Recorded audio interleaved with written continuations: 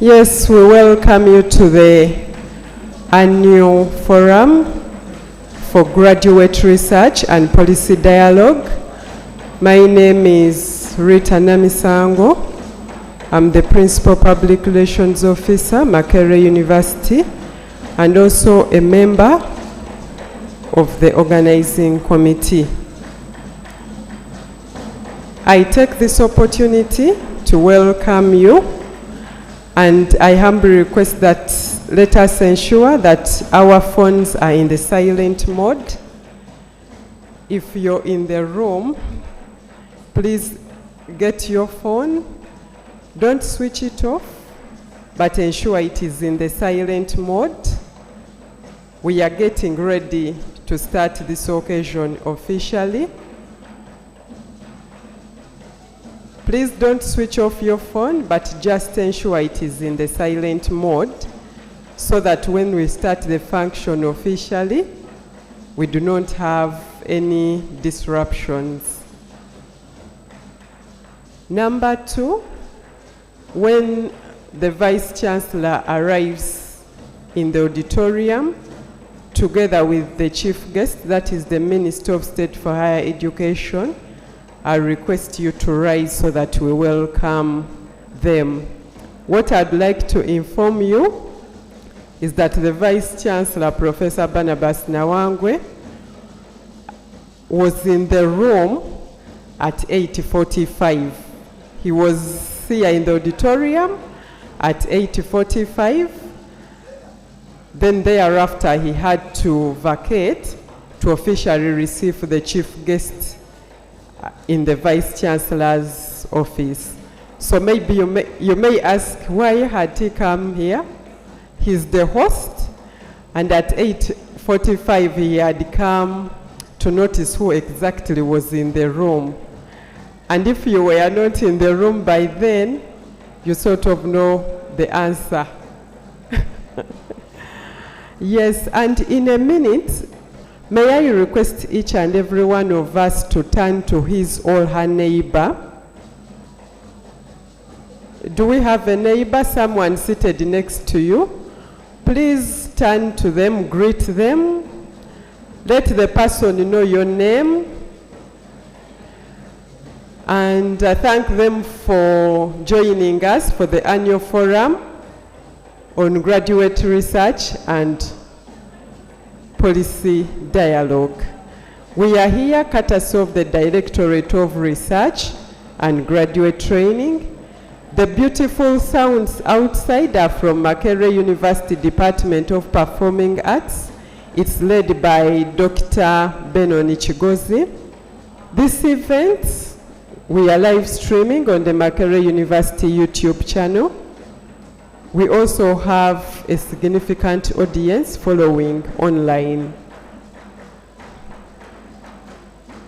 It is a very special day, and kindly make sure you know the name of your neighbor, the person seated next to you. Why are we here? In the Makerere University Strategic Plan, we reaffirm the need to reposition Makerere University into a research-led institution. So when we have events of this nature, like the annual forum for graduate research and policy dialogue, we are aligning ourselves to the Makerere University Strategic Plan so that this institution continues to focus on being a research-led institution. I welcome the members of Council, Makerere University Council, which is the supreme governing body. Could we all rise to welcome the Vice Chancellor and also to welcome the Honorable Minister of State for Higher Education?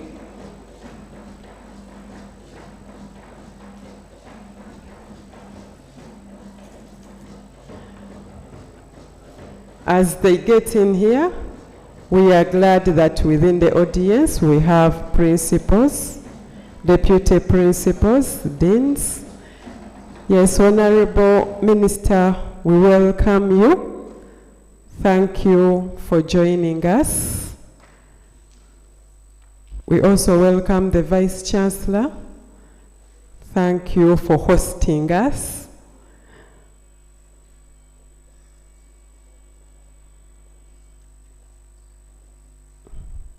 So let us remain standing for the anthems. We are going to be led by the Department of Performing Arts and Film, Makerere University.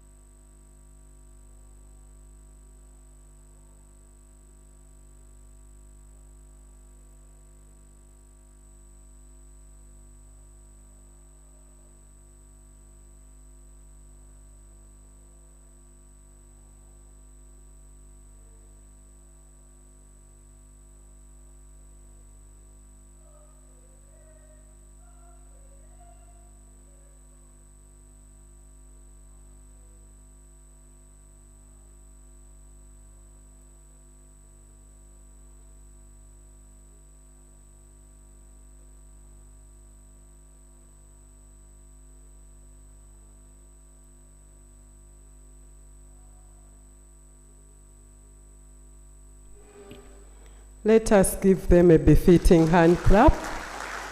Yes, thank you very much, Department of Performing Arts and Film.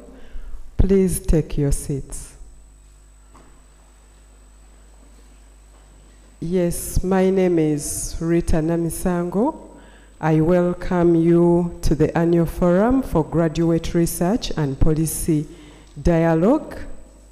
It is in line with the Makerere University Strategic Plan. We reaffirmed ourselves as an institution and the people who serve to transform Makerere University into a research-led university. We are honored this morning that we have the Vice Chancellor, Professor Barnabas Nawangwe, with us. Let us welcome him. But in the spirit of Professor Barnabas Nawangwe being our host, he was at the auditorium today at 8:45 a.m. Thereafter, he left and he went back to his office to receive the chief guest.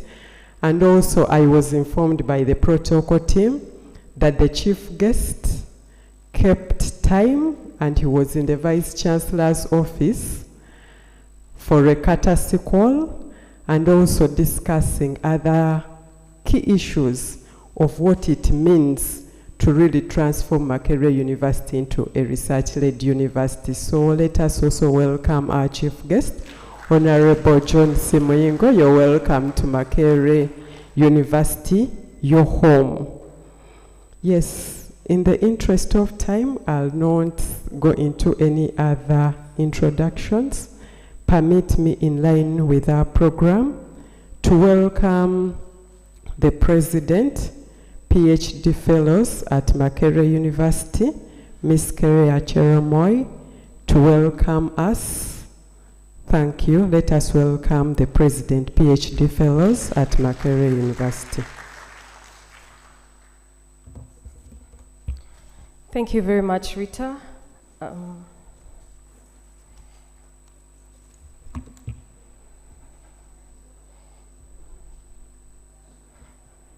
Good morning, everyone. Good morning, everyone. Let's be lively, please. The day has just begun. Yes. So, our chief guest, Minister of State for Higher Education, Honorable Dr. John Muyingo, our dear Vice Chancellor, Barnabas Nawangwe, the Head of Government and non-governmental agencies, members of University Council and Senate, members of University Management, principals, deputy principals, deans and head of departments, directors and directorates of research and graduate training, professors, researchers, mentors, supervisors, PhDs, master's students, the media, ladies and gentlemen, you're most welcome. Before I say any other thing, permit me to take this permission to introduce my team, the leadership team, the PhD executives, who have been very supportive and instrumental in pushing the students' agenda. And as a result, we have had a number of many activities happening.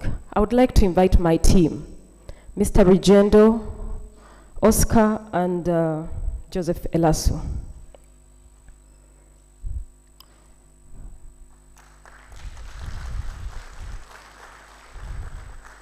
With me here, I introduce, that is Joseph Elasu, the Vice President, PhD Fellows. He's from Makerere Business School, that is MUBS. And then next to him is Oscar Nkenji Moses. He's the legal counsel in the PhD leadership. And then we have the one and only speaker, that is Rugendo Anaitwe. There he is. And then those who are absent, we have Miss Monica. She's from the College of Health, College of Health Sciences. She's the treasurer of the group. And then Christine Muhumuza. Ladies and gentlemen, with me here, I take the profound opportunity to address you today as the President of PhD Fellows at Makerere University for this annual forum and policy dialogue. This forum stands as a pivot platform for us as students, as future academicians, researchers, leaders, and policymakers. This dialogue provides an invaluable opportunity for us to share our research findings and engage with fellow researchers, practitioners, policymakers across the divide of both science and natural science and humanities. Over the years, I have noticed a very common question that comes or arises out during the PhD graduations regarding the relevancy of PhDs at Makerere University. Today, I can confidently say that by the end of our two-day engagement policy dialogue, we will collectively appreciate the significance of the research and insights presented in these 2 days forum that we are having, because it will demonstrate the relevancy of the needs and challenges that we are faced within our country. The lack of such dialogues may have fueled doubts about the relevance of PhD education. Henceforth, I advocate for more initiatives like these to showcase our research potential and underscore the importance of PhD education. However, while we will be excited about the research that we are yet to present in the course of the 2 days, I want to acknowledge the ongoing challenges that PhD students face. These include delayed supervision or feedback from our supervisors, limited funding, and restricted access to resources. I know the university is very committed to addressing some of these concerns, and it has created a supportive environment for intellectual exploration, collaboration across disciplines, and society engagement. However, during my year as a student and in leadership, I have seen the importance of leaders at all levels actively seeking to understand the challenges faced by different students. Today, I want to illustrate a point. I would like to share with you a story that I read some time back, which is relatable to me a few years ago. I read a book by our very own Dr. Spire Sentongo. He wrote, "What I Saw When I Died." This book is a collection of different stories, and they explore social and political issues that Uganda faces and Africa at large. While these stories are provoking in nature, but one particular one caught my attention. And the story goes, when he peeped in the WhatsApp group of African presidents. The chat begins within the African presidents, and Mugabe begins the chat. "Hello, comrades. How is everyone?" Then Paul Kagame from Rwanda says, "Everyone is okay, at least I know I'm in charge." And then Zuma is typing. And then Yaya Jammeh, the one of Gambia, is removed from the group. And then later, Zuma types and says, "Malema, Malema. He's really disturbing me." Then Robert Mugabe says, "How can a small boy disturb you?" Then Paul Kagame from Rwanda says, "If symptoms persist, kindly seek your neighbor's address." So the conversation goes on in the chat in the African presidency. And then Omar Bashir of South Sudan then says, "Oh, why aren't you talking about ICC? I am very scared. People might come to us." Then Robert Mugabe then says, "No, who is ICC? They cannot come to us. Those are small boys." And then Santos of Angola says, "No, I think Wikipedia is following us up."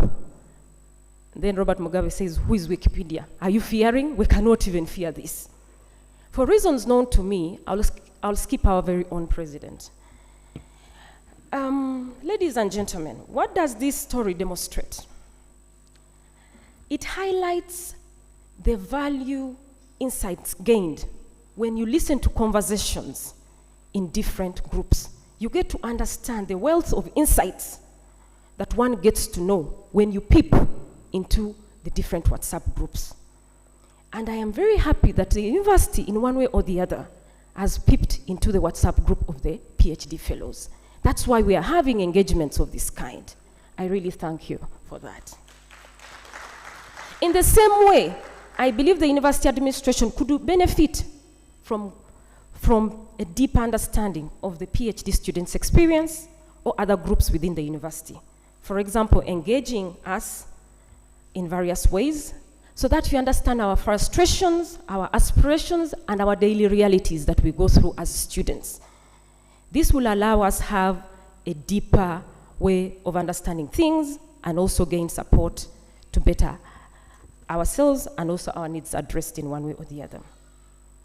I would like to remind you that university is a powerful marketplace, not only for ideas, but a grounding and breeding ground for networks and relations that are everlasting.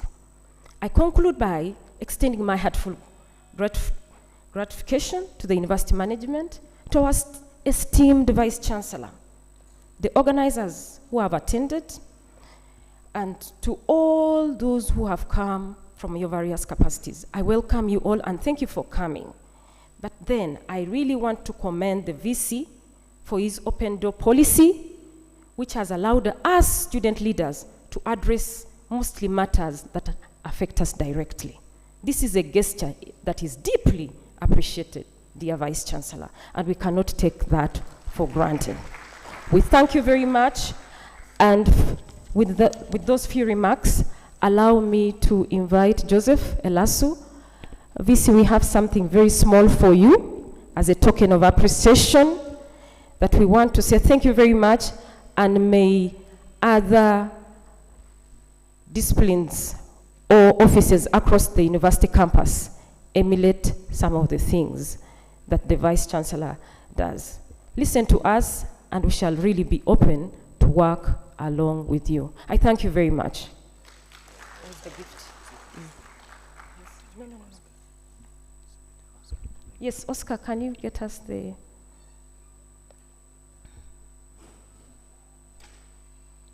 Here's it.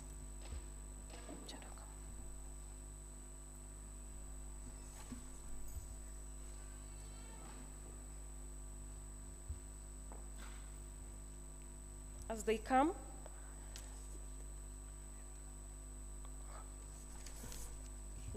our dear Vice Chancellor, please allow us to present this to you.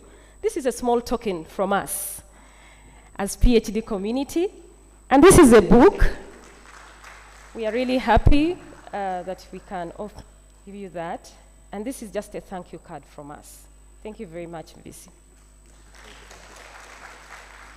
Rugendo tells me the title of the book is How to Lead Smart People. I bought myself this book when I became the president because I needed to know how to lead smart PhDs. And we thank the VC very much for all that. Thank you. Yes. Rita, you can.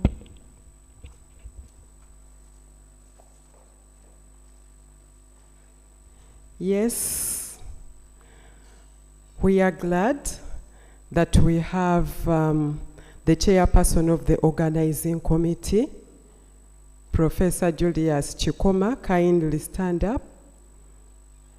Yes, that is the chairperson of the organizing committee. You can take your seat. This function, we have support from the Institute of Open Distance and E-Learning, IODEL, at Makerere University, DICTS. And I wish to inform the audience that we are live streaming on the Makerere University YouTube channel. We also have online participants. We have digital influencers to ensure that this occasion trends. Then we have the mainstream media, the public relations office, and all friends and staff from the Directorate of Research and Graduate Training.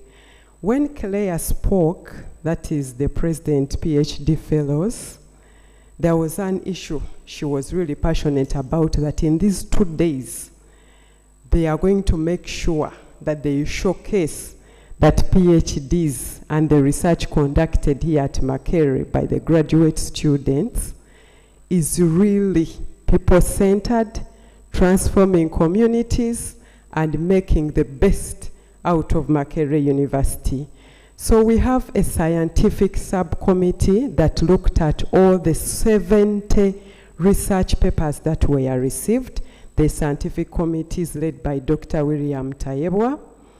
And among the 70 PhD research papers from the PhD students, the committee selected 2 that we need to listen to.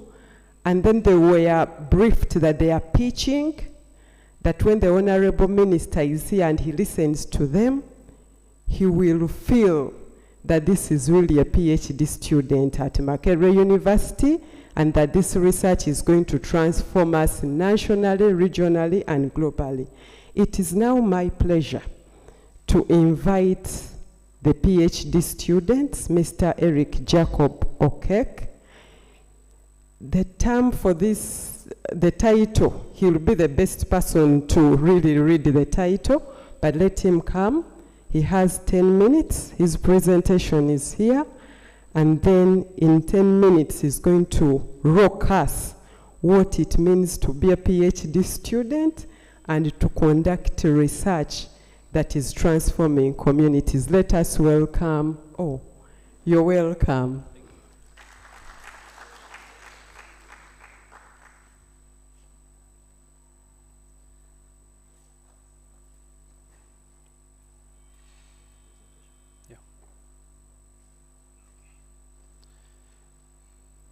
Thank you. Good morning, everybody. All protocol observed. I am delighted to present to you part of my research work for the PhD program titled Immunological and Parasitological Impact of Co-Deployment of Indoor Residual Spraying and Mosquito Bed Nets for Malaria Mosquito Vector Control in Uganda. So in short, we just want to see, is it really necessary to have multiple malaria vector control methods deployed at the same time from immunological and a parasitological point of view? I am happy to have been supervised by quite a number of very senior colleagues. Distinguished ladies and gentlemen, I want to draw your attention to the map of the world. I want to, so on the left, we can clearly see the burden of malaria shifted to the global south, where there's densely staying in red, and that's where Uganda is. And quite a lot of countries in the global north have successfully eliminated malaria. On the right, we can see, again, the map of Uganda, where malaria is highly burdened. Northern Uganda, Eastern Uganda, and of late, West Nile. So I want to draw your attention to this graph. I am a member of the incident management team of the Ministry of Health, and we usually present the malaria updates. Now, what you see on the right is the introduction of indoor residual spraying in 2022, when the malaria prevalence has surged above the epidemic threshold. So the 7 districts were enrolled in the malaria, were enrolled in the indoor residual spraying. Now, you can really clearly see that after the intervention, there was a great reduction in the malaria prevalence. But of interest is on the left, the 4 districts were excluded from the indoor residual spraying, but somehow you could clearly see that there was still some reduction in malaria prevalence without any intervention. Of interest was Amolata district, which I singled out because that's where I grew up from. So Amolata wasn't initially among as the IRS pilot district, but because of pressure, it was eventually enrolled in IRS, and not only IRS, they also distributed bed nets. At the same time, they also introduced what's called the integrated clinical management of malaria. So there were 4 interventions deployed at the same time. But on the left, you can clearly see that for the past 1.5 years, the malaria prevalence continued to shoot up. Amidst all the intervention, the death continued to show above the epidemic threshold, and so many other bad outcomes for malaria. The same with the health facilities. So this is why we took our interest. Now, here we can also see that in Uganda, In northern Uganda, the areas painted red is where Indo-Residual spraying was piloted in 2006. But down here, you can see that the prevalence of severe malaria in areas which have been sprayed with Indo-Residual spraying in Acholi, Lango sub-region, and Teso exceeds that of the national average. And these are the areas sprayed by IRS. So we think there could be some relationship between IRS and severe malaria. And so in this study, we hypothesize that when you spray an area with Indo-Residual spraying, you kill the malaria vector and you disrupt the malaria transmission. You kill mosquitoes, you disrupt the malaria transmission, and because Uganda doesn't have a well-defined interval of spraying, they spray reactionary as opposed to a predefined scientific interval. They spray when the numbers have shot up. So the mosquito that multiply become resistant to the available chemicals, and also the parasites undergo what's called a single nucleotide polymorphism, or they become resistant to the common antibiotics, they become resistant to the common vaccines, such as the R21 malaria matrix vaccines, and then they also become resistant to all quite number of intervention. So as a result, there's a rebound of malaria cases once the intervention are ultimately withdrawn, and the number of deaths also shoot up. So we set out, these were the 4 objectives, but key among is we wanted to ascertain the parasitological and immunological benefits of singular versus multiple deployment. And then we also want to determine the effects of the co-deployment on the development of the immune system. Does it affect the immune system? Then finally, we wanted to see children with severe malaria versus children with mild malaria. Which one express more antibodies? Are the antibodies protective from severe malaria? And this is a summary of the method. It's highly scientific. I don't want to go into details. But we use samples. We followed up children. We enrolled children in a study for 1 year. And one arm, we distributed bed nets and did Indo-Residual spraying. The other arm, we only did Indo-Residual spraying and did not give the bed nets. So that's the case control study. And then we did some lab work, which I don't want to go into details. Now of interest, on the left is part of the results. So that red dot is Indo-Residual spraying alone, and the blue dots is Indo-Residual spraying plus bed net. So we clearly want to see which of the 2 population sets will have more malaria prevalence. So we see that there was almost no difference. There was no statistically significant difference in malaria prevalence in the 2 sets of population. All of them had malaria almost at the same rate, much as the ones that had Indo-Residual spraying plus bed net were a little more protected, but not at a significant level. So clearly, we don't see an additional benefit from protection from malaria. We also explored from a immunological point of view. Maybe someone would think, are the antibodies protective for the areas with IRS versus areas with IRS plus bed net?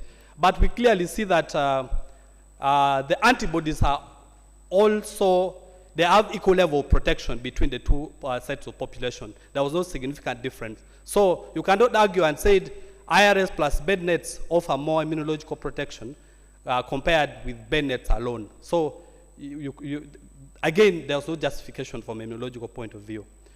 Then finally, we took interest.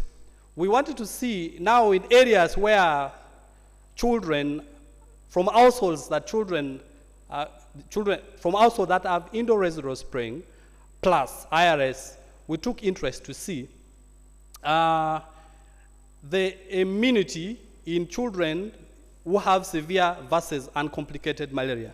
So it's sad to know that children who have severe malaria express less level of antibodies. So that means, indeed, in malaria endemic areas, antibodies are protective. So the children that have mild malaria had more serum level of antibodies compared to children that had severe malaria, meaning the children with mild malaria were protected.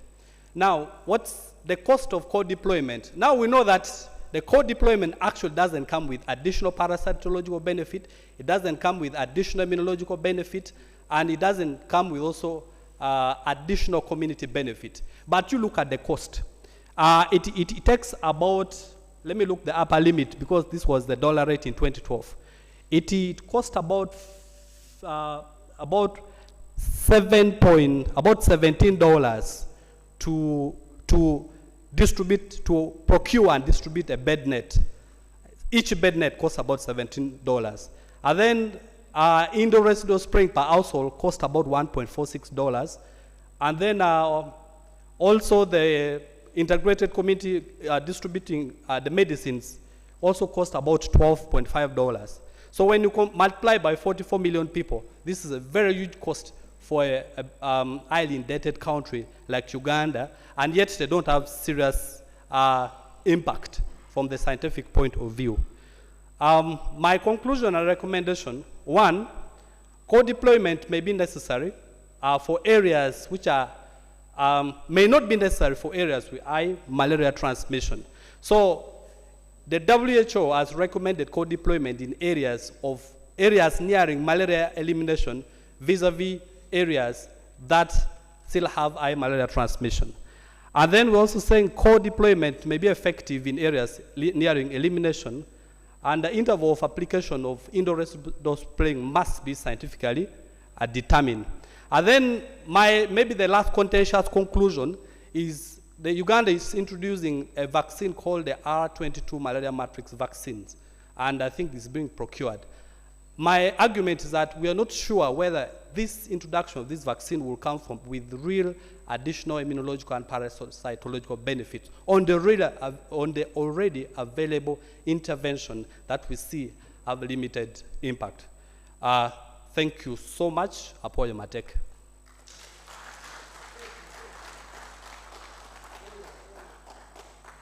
Yes, kindly remind us of your name, the college, and the title of the PhD study or research.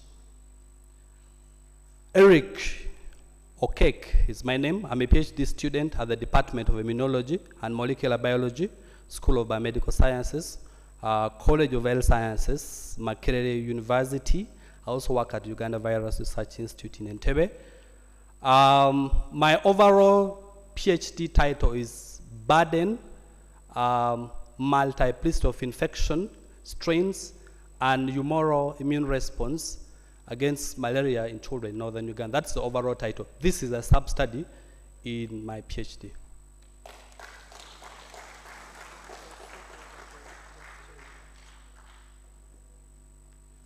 So after that, he earns a seat at the high table.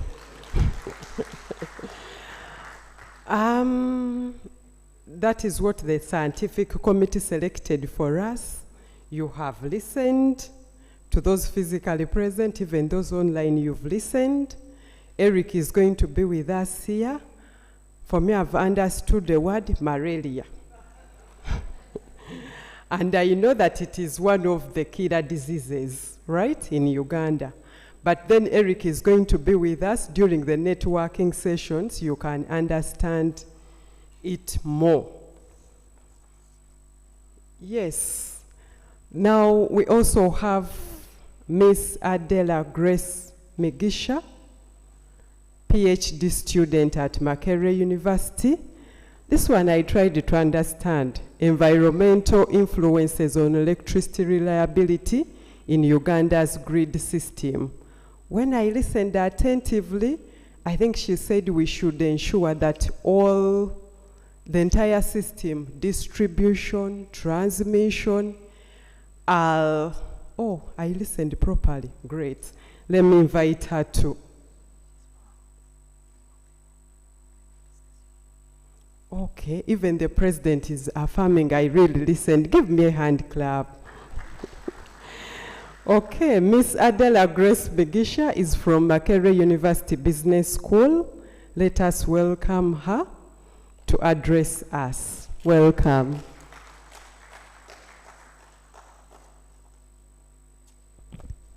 Thank you, MC.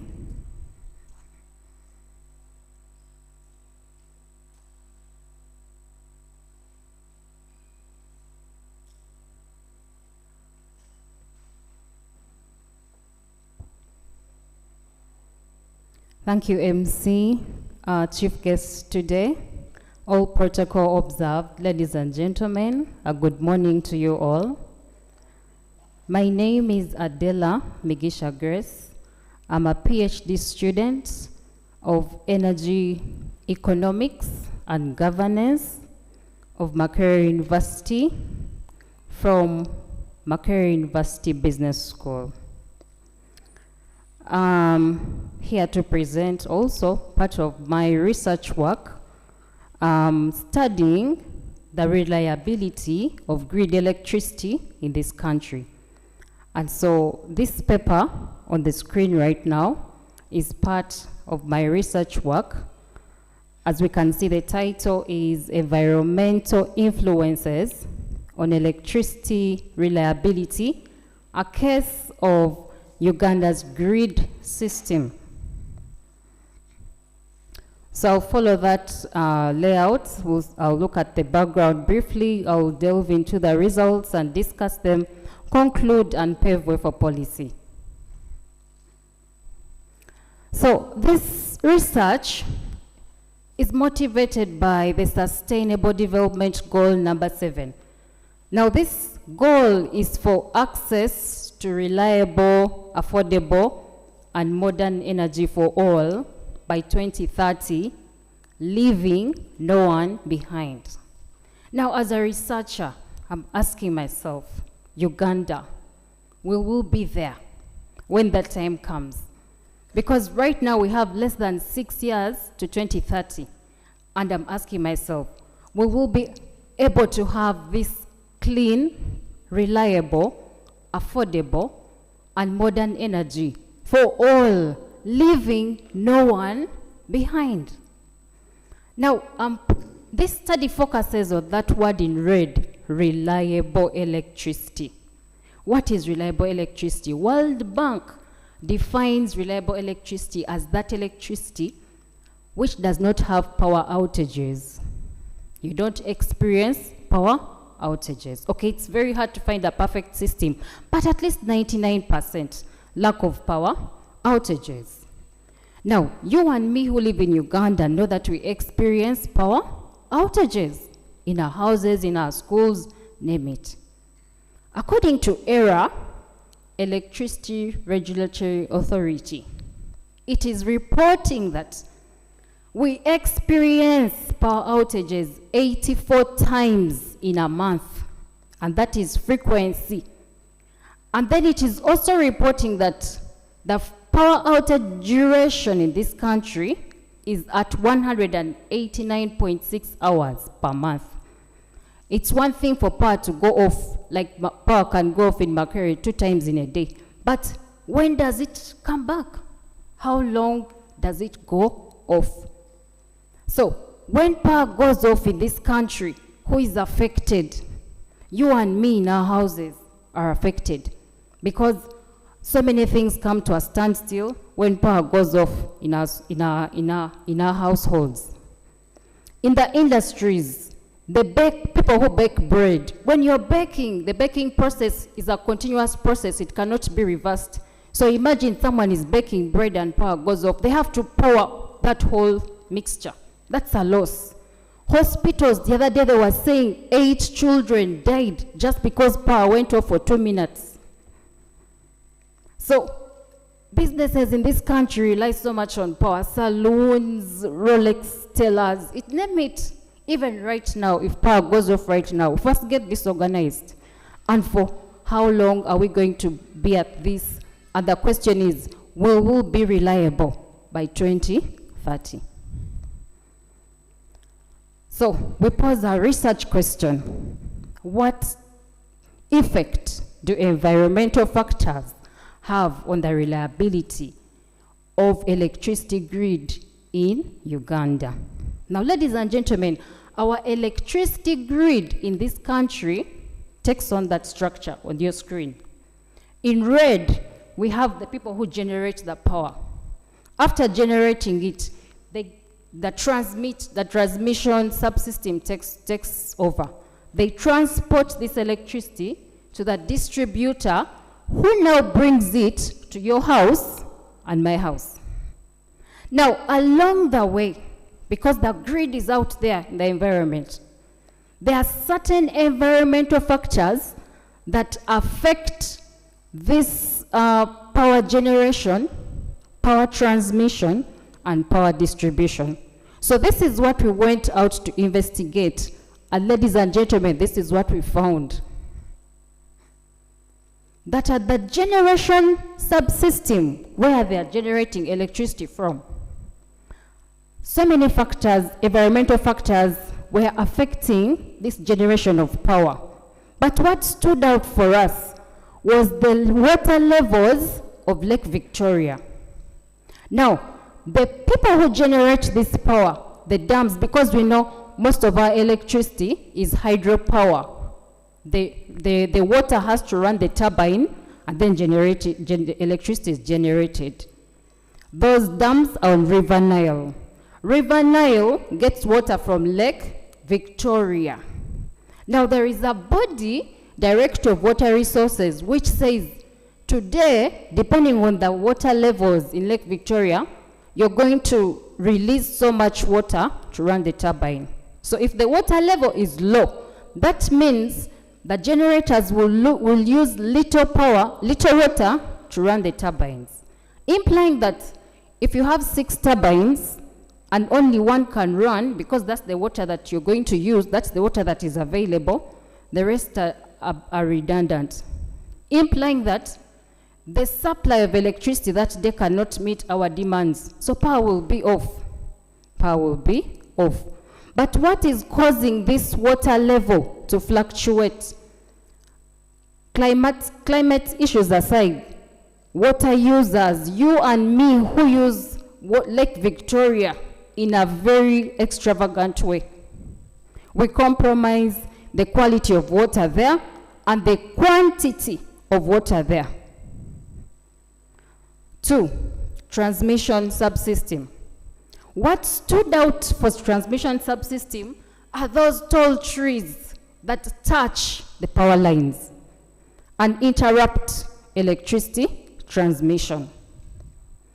At distribution level, that is where Umeme is now. What stood out again are the trees. Can you imagine? Trees are causing power to go off in this country. Trees stood out the most. They are touching the power lines. They are as high as those power lines. And so they cause power to go off. Rain, it's becoming cloudy outside. If it rains so hard right now, power will go off. These are climatic issues.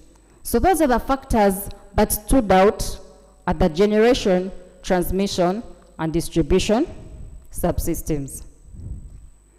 So what are we saying? It is true that environment has an effect on our grid reliability. But these are natural resources that in our hands to take care of. If we take care of nature, if we take care of these natural resources, if we take care of our Lake Victoria sustainably, then we can have it at a water level where we can be able to generate electricity and eliminate power outages just because the water levels are low. What do we say to government and those in power? We need to strengthen policy in line with climate change, because climate issues are affecting reliability of the grid. 2, we need regional cooperation towards the management of the Lake Victoria water resource. If we Ugandans play our part and Kenyans are not, Tanzanians are not, because we share the lake, then we are going to continue having such issues of power outages because we are not managing the lake properly. 2, let us diversify. Let us introduce other sources of electricity onto the grid. More of solar plants onto the grid. More of biogas plants onto the grid. We cannot continue saying we're going to keep relying on only hydropower, 90%. Let us invest in a very strong grid. We don't want small rains to come and the power goes off. No, it doesn't happen in other countries. We can invest in a very strong and robust grid that can withstand harsh weather conditions. Lastly, let us respect the electricity corridor. Why do we plant tall trees next to electricity lines? There are certain plants that can coexist with the grid. We can plant short grass and short trees and short plants near the power lines. It's sad for power to go off and 8 people die in a hospital just because a tree branch touched the electric wire. Ladies and gentlemen, thank you so much for listening to me.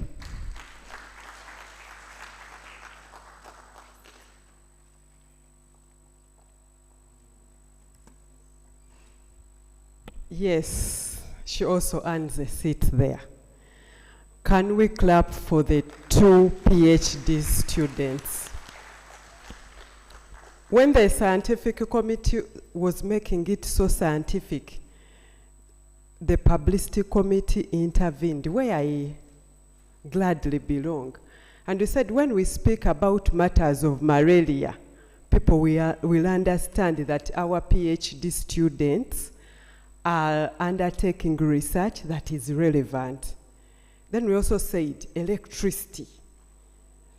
And I think when she was speaking, I could see people thinking about how many times do we have blackouts, power outages in their villages, not at Makerere University. But then there was a scare when she said, if power went off now, then I said, oh my God, I do not need power to go off because the research then will become too relevant. But the Honorable Minister has had, so we focused on malaria, electricity, but like I said, we have 70 research papers that that have been lined up during this 2-day annual forum for graduate research and policy dialogue. But there's also something that you shouldn't miss today. From 3:45 to 4 p.m., we have something. Uganda loses US dollars to 81 million annually due to climate change effects on indigenous chicken subsector. Uganda loses US dollars to 81 million annually due to climate change effects on the indigenous chicken subsector by Zaina Nampija.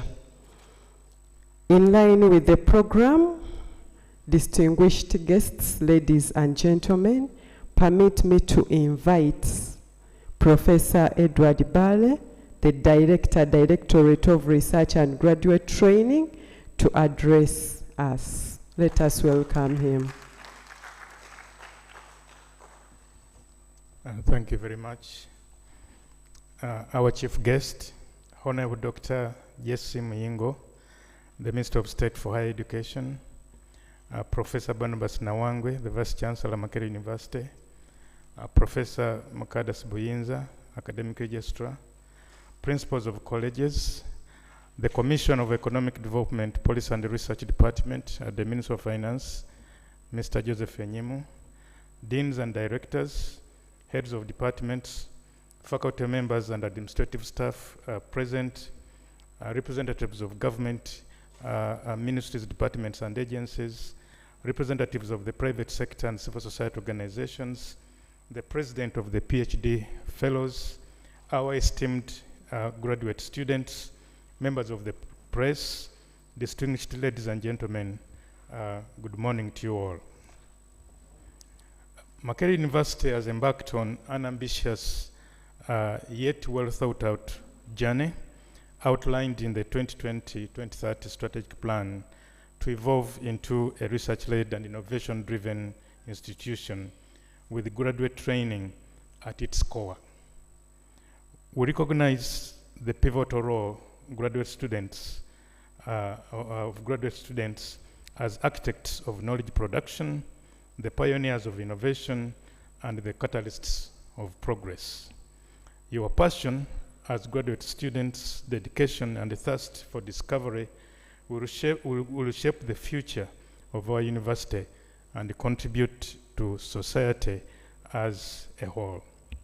Our target as a university is to have 30% of students body composed of graduate students by 2030, and 10 of which must be international students. In line with the strategic plan, Makerere University's strategy involves establishing and nurturing research entities and institutes to facilitate large-scale interdisciplinary research activities.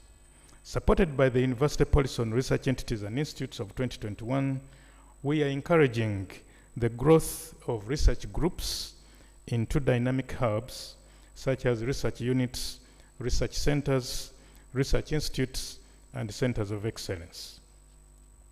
Again, in line with the strategic plan, the third pillar of Makerere's strategic plan focuses on packaging and marketing of research outputs for impactful adoption and adaptation within communities. The MAC Unipod, a multidisciplinary innovation hub, is poised to foster creativity, innovation, and collaboration among students, researchers, and entrepreneurs. Through access to cutting-edge technology and expertise, the Innovation Hub will empower individuals to push the boundaries of innovation within the country.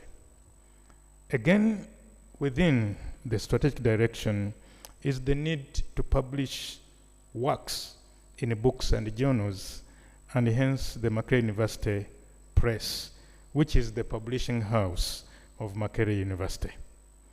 Under the press, we aspire to generate new knowledge in the various disciplines across all colleges of Makerere University and beyond. I would like to implore all of us, faculty members and our students to use the press as a publishing house and promote our works. As director of the Directorate of Research and Graduate Training, I stand before you with immense pride to witness the annual forum for the Graduate Research and Policy Dialogue. This forum provides a platform to showcase of the potential of graduate research as a driver for socio-economic transformation, not only in Uganda, but also across the Africa region and beyond. Additionally, it serves to enhance the capacity of graduate students to engage effectively in policy dialogues and debates. We are committed to augmenting the skills of our doctoral scholars in the policy engagement and communications as part of their doctoral research and education toolkit. Honorable Minister and Vice Chancellor, today and tomorrow, we are privileged to present a diverse array of path-breaking and transformational research papers from our graduate students across all colleges of Makerere University.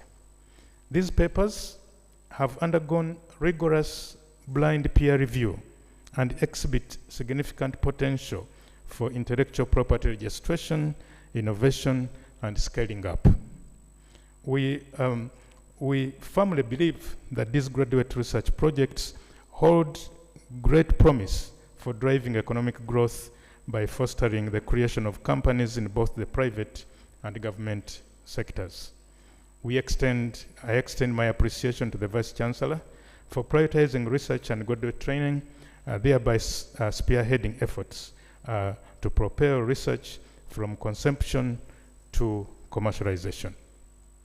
Honorable Minister, there is now new evidence that the return on investment in higher education is now higher than the return on investment in lower education.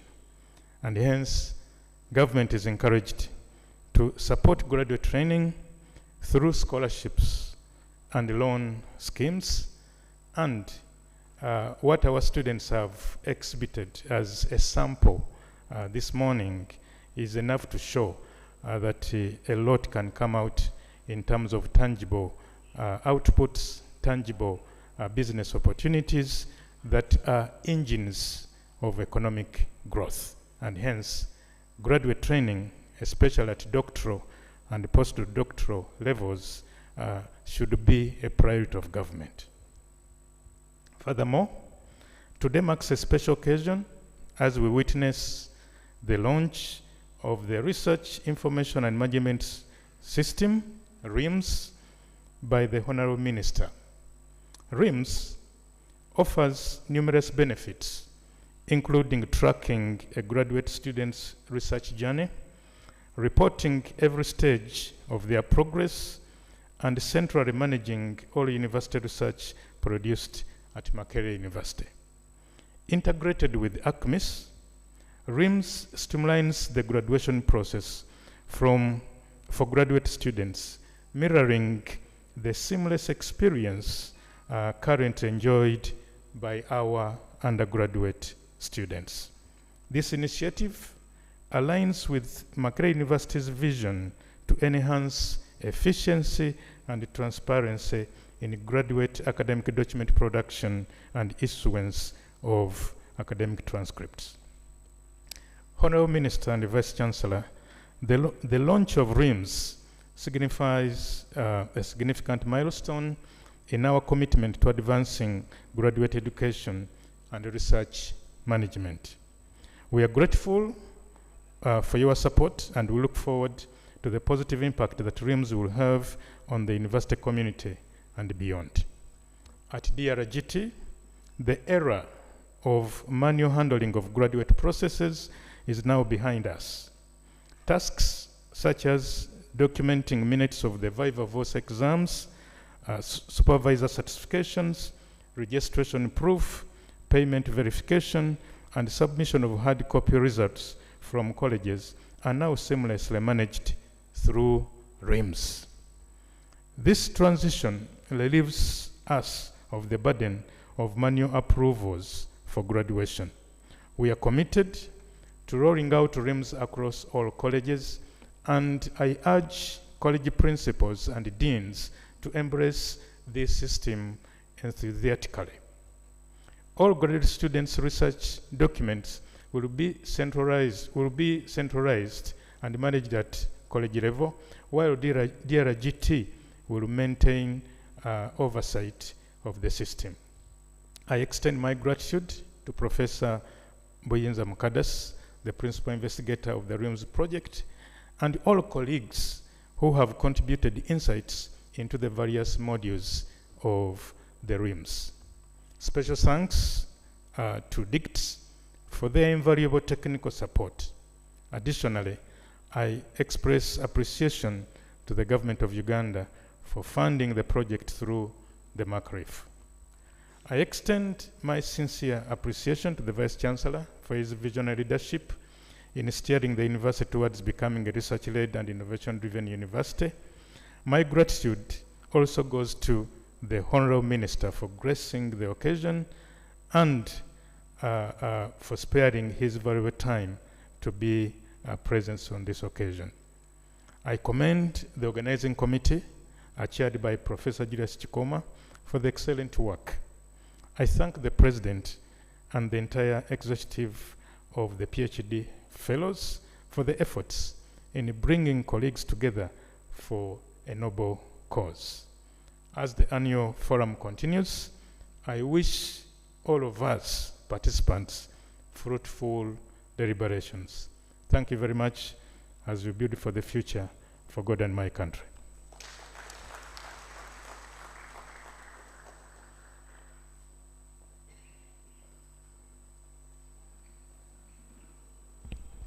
Yes, thank you very much. Let us give him a befitting hand clap. That is Professor Edward Bale, Director, Directorate of Research and Graduate Training. Yes, one more interesting session. When spiders unite, they can tie down a lion. Stakeholders' collaboration in empowering women farmers in Ethiopia. That will also be an interesting research paper. When spiders unite, they can tie down a lion. Stakeholders' collaboration in empowering women farmers in Ethiopia. Yes, permit me to invite the next speaker, the Principal Investigator, Research Information Management Systems, RIMS, Professor Buyinza Mukadas. As he gets here, You recall Professor Edward Bale has talked about RIMS, but I'm also glad that we have the principal investigator for the DAP project, that is digitization of students' academic records, in the room. Mrs. Patience Moshenjezi, kindly just stand. Yes, we are talking about digitization. She's also, together with her team, playing a central role in digitizing of academic records at Makerere University. Over to you, Professor Winza.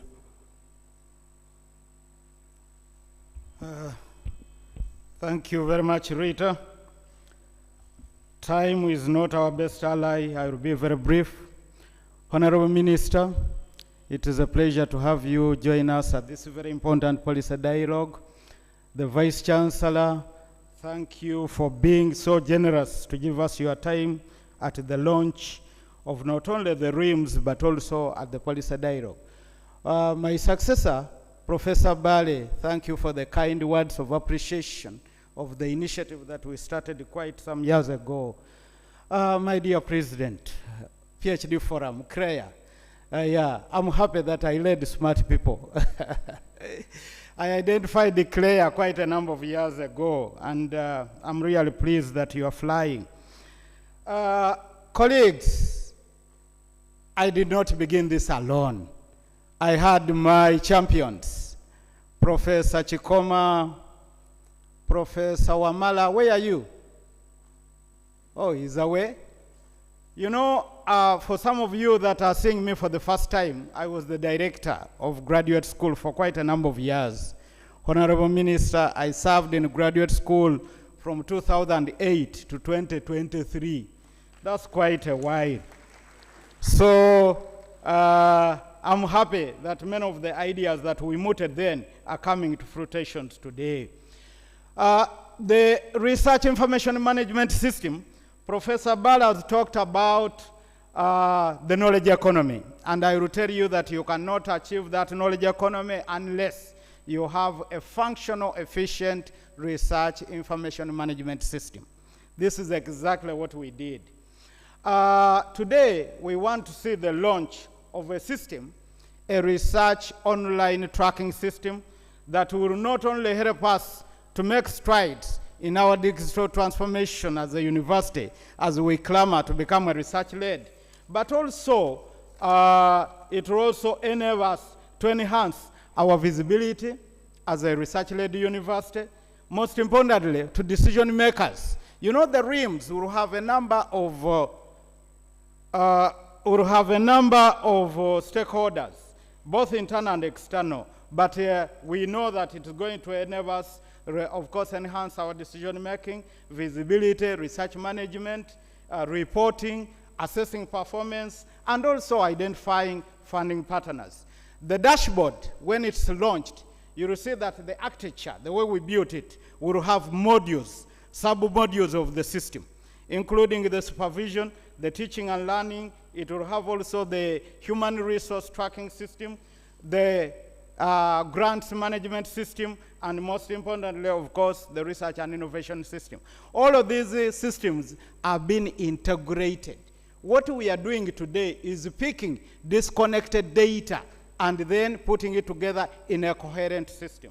That's what we are doing today, and I'm happy that this day has come because it is going to help us not only to track the student, but also the e-supervision, electronic supervision, thirst management, defense, and all issues to do with thirst management of a PhD student. It is such a well thought out system.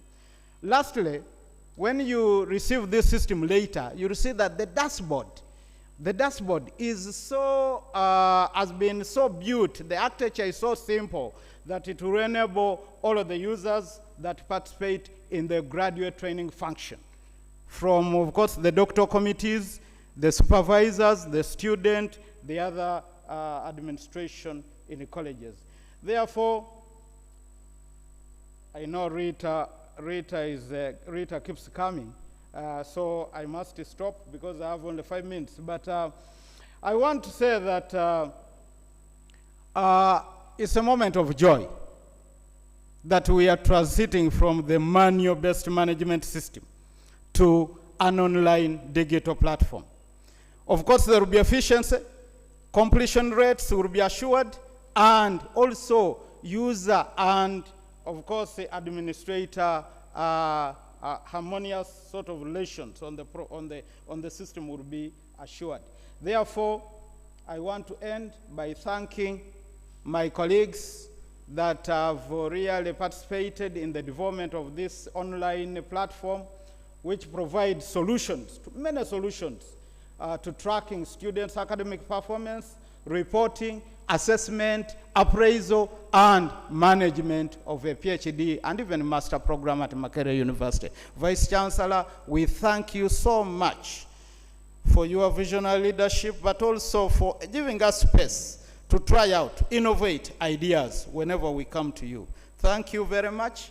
My colleagues, as I close, I noted where I was here that our recent graduate from the manual system, Dr. Peace Mutuzo, has entered. Dr. Peace Mutuzo, stand up, because I can't hide my joy whenever I see Honorable Minister Peace Mutuzo. Vice Chancellor, I supervised Peace Mutuzo. By that time, she was a younger girl. I supervised her during her bachelor's. And I identified her that I knew she would really become a good academic. When she came to me that she wants now to register for a PhD program, I really promoted and encouraged. I'm happy that you've done me proud. You finished your PhD on recorded time, and you are an exemplar to us. Thank you very much.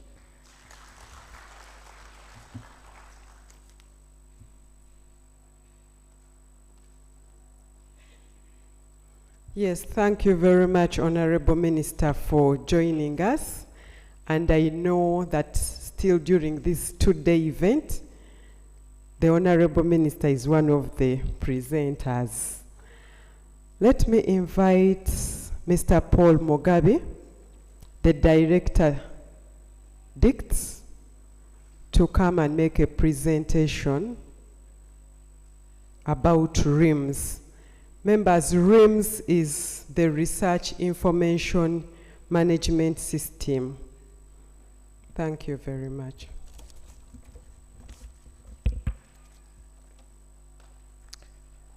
The guest of honor, Vice Chancellor, all protocol observed. I'm not going to present what the academic registrar and the director of research and graduate training have already presented, but they spoke, especially Professor Buyinza spoke like a director of ICT. That shows the level of digital transformation that's taking place within the institution. At the start of this year, we started off with launching a number of systems. And this process is going on every other month. There's a launch of a digital platform within the institution. And this is possible because the institution took a strategic direction of solving her needs or problems through local solutions. And that is basically building software platforms in-house or within the institution.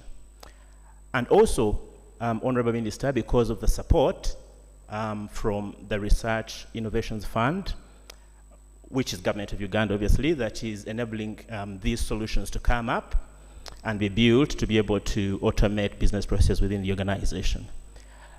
Without much ado, like I said, I don't want to repeat what Professor Buyinza has shared. So without much ado, I'm going to request my colleague, Dennis Wamala, to come through and go over the actual functionality of the platform and what it will be used for in terms of research supervision and managing the entire research ecosystem within the institution. Thank you.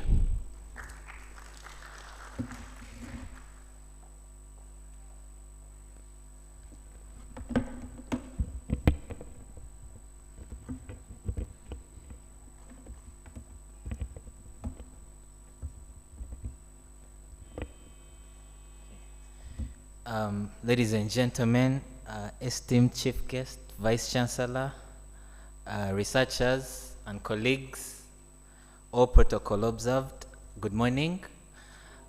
Yeah, my name is Dennis Wamala, and I'm honored to stand before you as one of the developers of RIMS, that's Research Information Management System, to take you through how we developed different modules that aim to specifically enhance the oversight of graduate research at Makerere University. So basically, in a few words, RIMS consists of about 7 to 8 modules, each catering to that objective. And the modules include the master's and PhD research module, which basically caters to all the completed research at Makerere University. There's postdoctoral research. There's dissemination, conferences and seminars. There's the research innovations. There's an inventory of senior researchers. There's collaborations, international collaborations, which are picked from all of these, all the modules that I've talked about, and also the e-supervision. So, so much has been talked about it, so I won't go through what has been said before, but at least allow me to maybe cater to one of the key components of this portal or system, and that's the e-supervision. This is also one of the modules, actually it's the last one I mentioned, and its aim is to basically track a researcher from the idea or concept to the dissertation, to the defense, and the dissemination, and everything that follows after that, the conferences and all that. So this system, as you can see on the screens,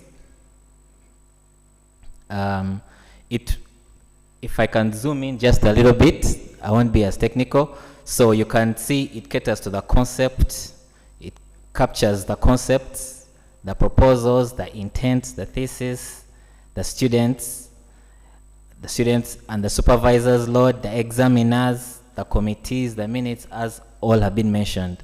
And the beauty of that is on RIMS, you can get all these in a dashboard, because all these modules have different dashboard, basically to help the decision making. So I'd like to, in conclusion, maybe mention that we started rolling this out, and one of the pioneer colleges was KAES. KAES is already on board.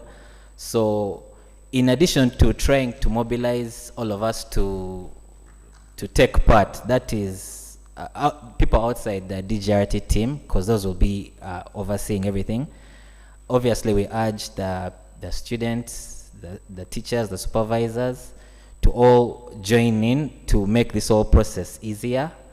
Not only will it be made easier for the students and the supervisors themselves, but also for the institution. Then I'd also like to maybe mention something that the President Claire mentioned about the delayed supervision, that this has been solved by this system. And also I'd like to just shout out to the team I'm working with. That is, there's Juma, there's, maybe he can wave, and also Joshua. I don't know where Joshua has gone. Yeah, Joshua is there as well. Yeah, those are the teams, that's the team we're working with in DICT to ensure this system has reached where it is. Thank you.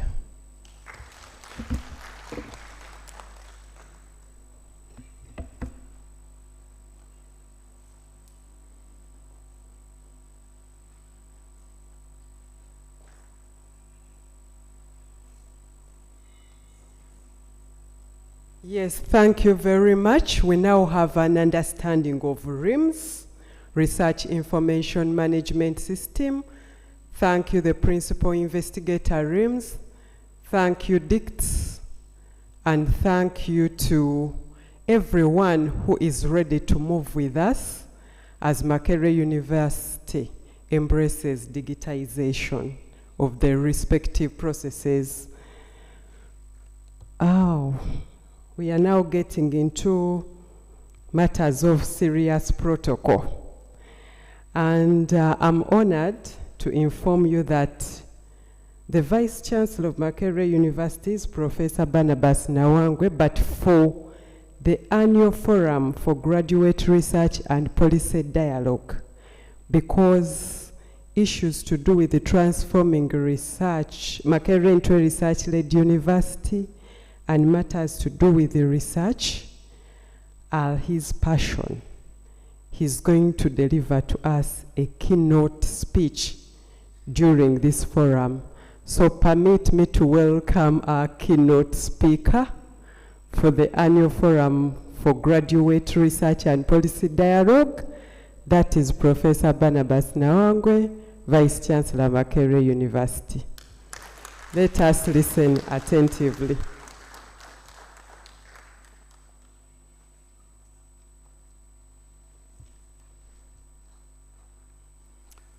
Our guest of honor, the Honorable Dr. John Chrysostom Muyingo, Minister of State for Higher Education,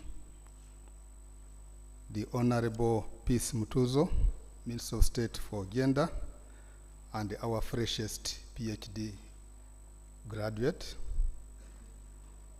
heads of government and non-government organizations, members of the University Council and Senate, members of the university management, principals, deputy principals, deans and heads of departments, the director and staff, director of research and graduate training, professors, researchers, mentors and supervisors, the president of the PhD Forum, PhD and master's students, the media fraternity, distinguished guests, ladies and gentlemen.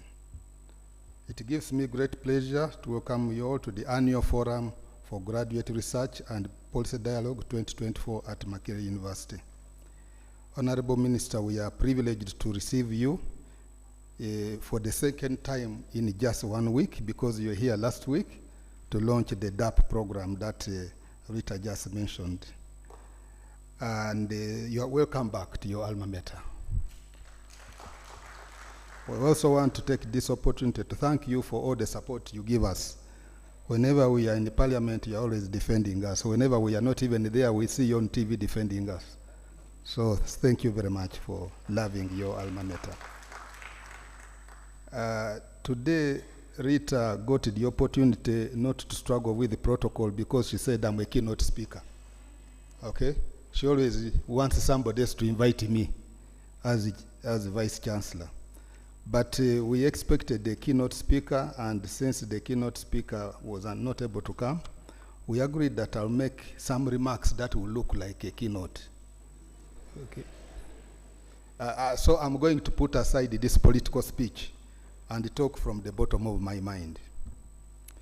Honorable Minister, during the remarks by the Director of Research, he talked of the knowledge economy.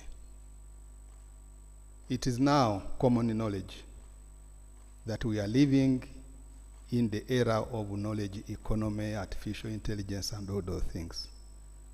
And as people say, those who know will progress, and those who don't know will not progress.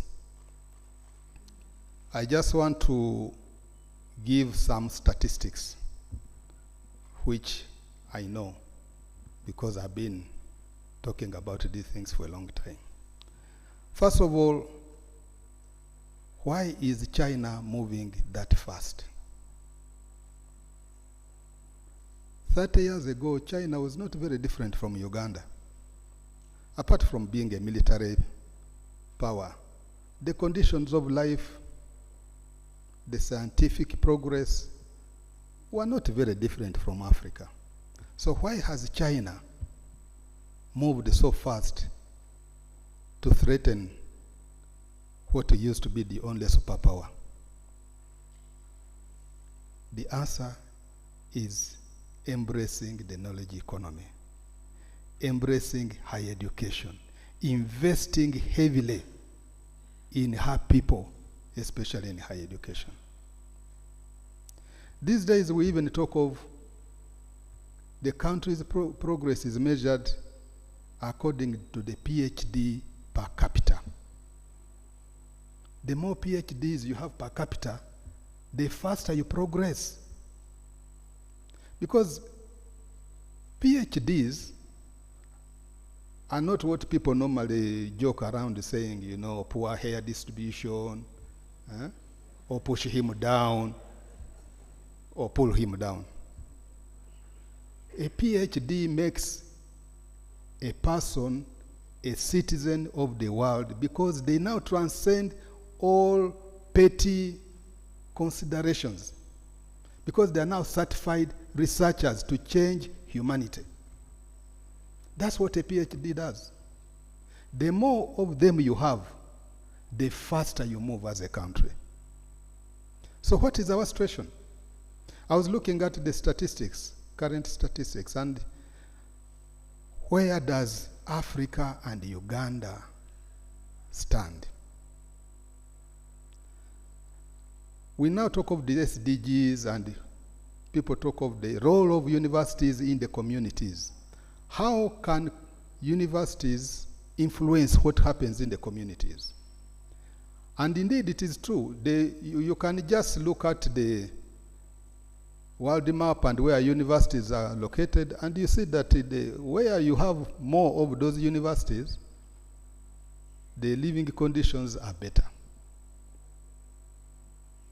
So I looked at the statistics in the world and realized that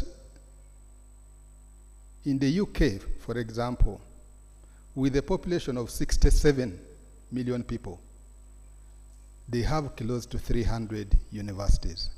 And we are talking of real universities. So that puts the number of the population that a university in the UK has to cater for, if you talk of SDGs and the university engagement with the community, at 240-something population per university. China, which now has the same population as Africa, exactly the same population. Okay, a few individuals may be more in China, but the population is the same as Africa. China has now more than 3,000 universities. And each university there caters for 456,000 people per university. How about Africa? Africa, due to let me not always blame the colonials because people say we shouldn't give excuses, but let me still do it. In the 80s, the World Bank had the structural adjustment programs, and they told African governments that they needed not to invest in higher education. Actually, Professor Mamdani even makes it a little bit more controversial in his book, where he says, although some people have said that it is not true that the World Bank said so. In 1983, the World Bank gathered several vice chancellors, and I'm sure even the one of Makerere University was there in Harare. And according to Professor Mamdani, the World Bank told these vice chancellors that Africa does not need universities. You would rather invest in basic education and send those whom you need for higher education to Europe and America. And it seems African governments believed them. So they reduced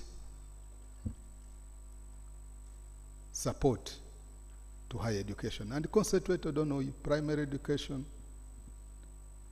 The same World Bank,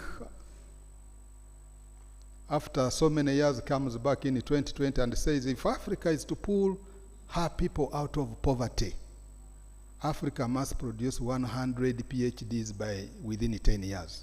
Now that's the same World Bank which said we don't need universities. Now they have realized their big mistake. They did not even begin with an apology. So Africa has been disorganized as far as that is concerned due to the World Bank. How about PhDs? Because I said development in the modern era in the knowledge economy is measured by PhD per capita. And this is the main reason why China is moving fast. It is not due to foreign direct investment as people claim. How much foreign direct investment can you put in a population of 1.4 billion? It is due to the innovations, the research that the numerous PhDs and masters are doing in China, creating products, systems, creating jobs, moving 400 million people out of poverty in 30 years. It is because of higher education.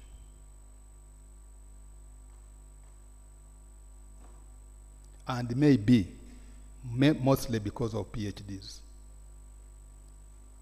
The World Bank says we should produce 100 PhDs in Africa within 10 years. That's the number China produces every year. And they have the same population as us.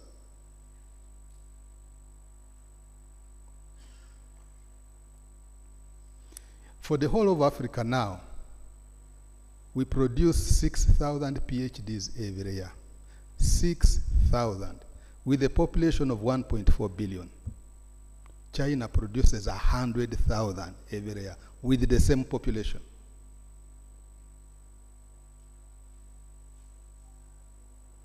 Of the 6,000, 3,000 are in South Africa. The rest of Africa produces the rest.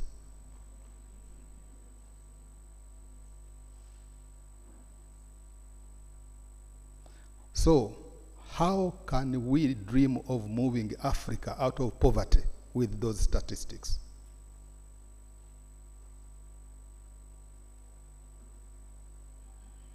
And the worst thing is that we are not making investments to change that situation. We are not investing in higher education. We are not investing in PhD education.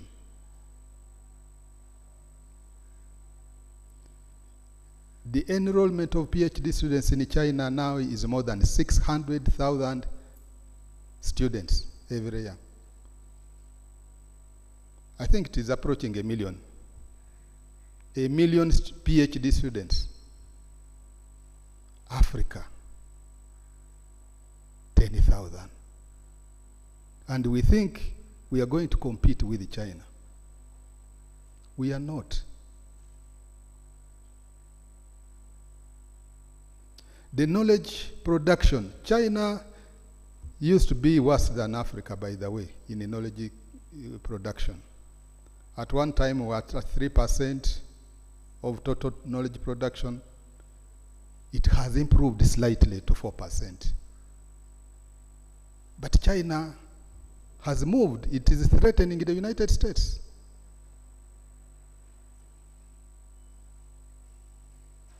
And of course, they have overtaken the United States in very many sectors. Completely. So,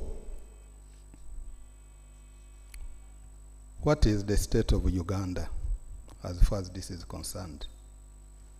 I think the last statistics I got was that we have slightly more than 2,500 PhDs for the whole country.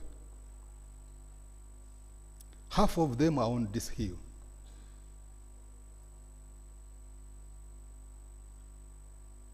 But are we making good use even of those few?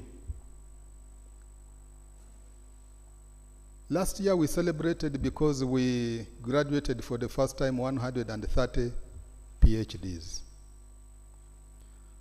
130. For the whole country, when you add together with what the other universities did, 150 PhDs for the whole country.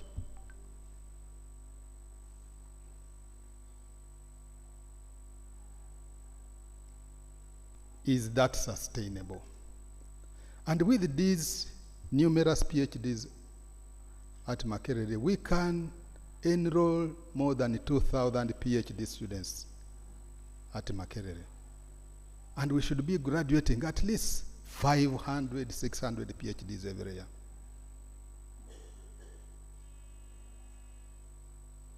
So are we doing the right things? We must thank the government, because the government, this is the only, well, maybe not the only government in Africa, but the only one I know, which has invested in research directly. And when I go to meetings of VCs, the other people are now envying me. The Kenyans are now tasking the government. How can Uganda do it and you are not doing it? But, Honorable Minister, that money has been cut. Instead of increasing it, it has been cut. With the money that the government is giving us, we have changed the research landscape of Makerere tremendously. We have, with the help of the UNDP, established an innovation pod, a state-of-the-art innovation pod.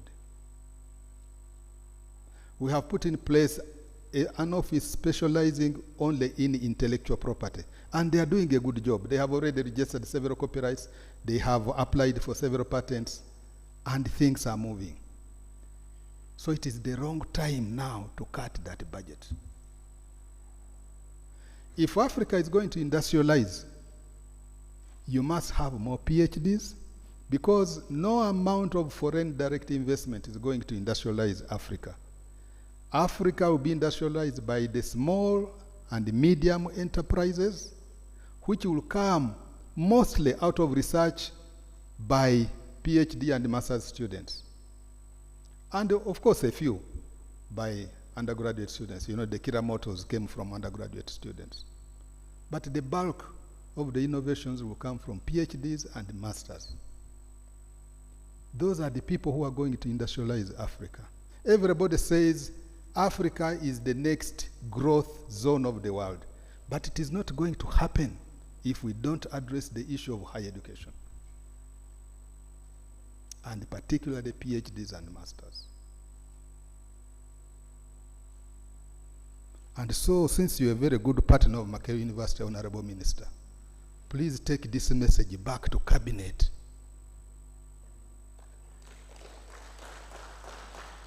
Let us establish, we have argued for a scholarship to support graduate students. And the President welcomed it. But it is now about 5 years since we said so. And I understand the Honorable Minister, you introduced the subject, there was a budget, but you'll say something about it yourself. But let us prioritize the little we have to address the key issue of industrialization. Our population is just exploding. Researchers have said that in the next 5 years, the number of people on Ugandan streets looking for jobs is going to double. Now, we're already having problems with those who are there now. If that number doubles and there are no jobs, you know what will happen. Chaos. So, let us all support graduate training, because that's the most sure way of changing the situation of our people. I listened attentively to the 2 PhD students. These people are addressing pertinent issues. Malaria still is the biggest killer. Today I was reading in the papers what Uganda Virus Research Institute are doing about malaria. I didn't know that you were the people doing this. Huh? I'm now proud that Makerere is participating in that, because you are there. Electricity remains the biggest problem for Africa. Everybody says all conditions have been created for Africa to take off, but the problem is energy. So when our students are coming up with this, and I hope that they don't just stop here after getting their PhD, they follow up those issues. But they will need government support to do that.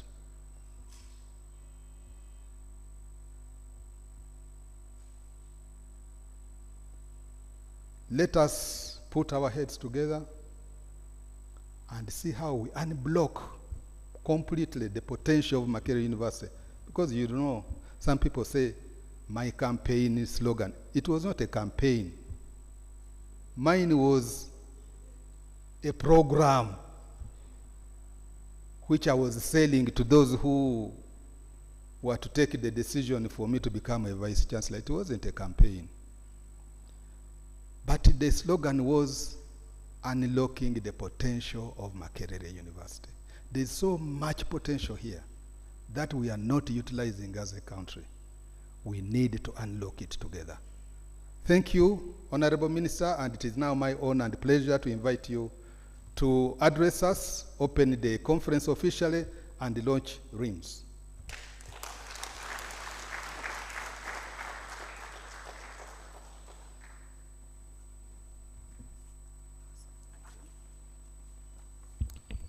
Thank you, Professor. Thank you, Vice Chancellor. Give him a very loud hand clap.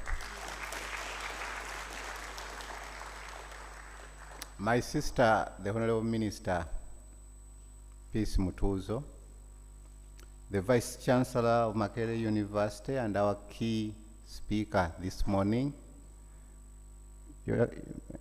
Vice Chancellor, be assured that your voice has reached. I'll make sure it reaches everybody.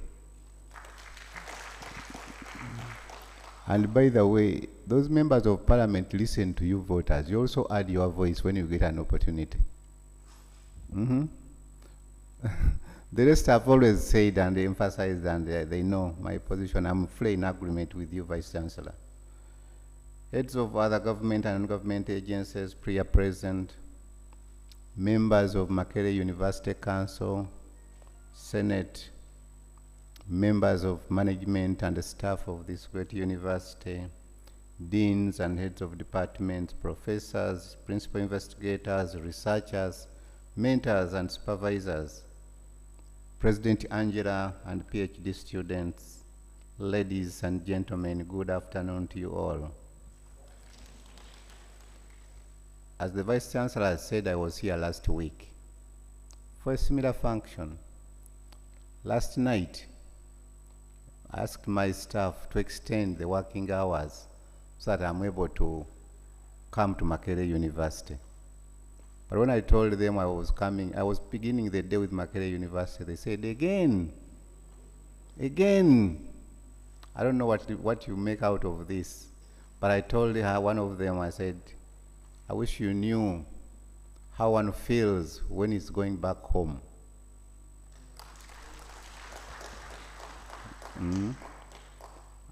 I'm here because I'm coming back home. And you are talking the language I love and enjoy.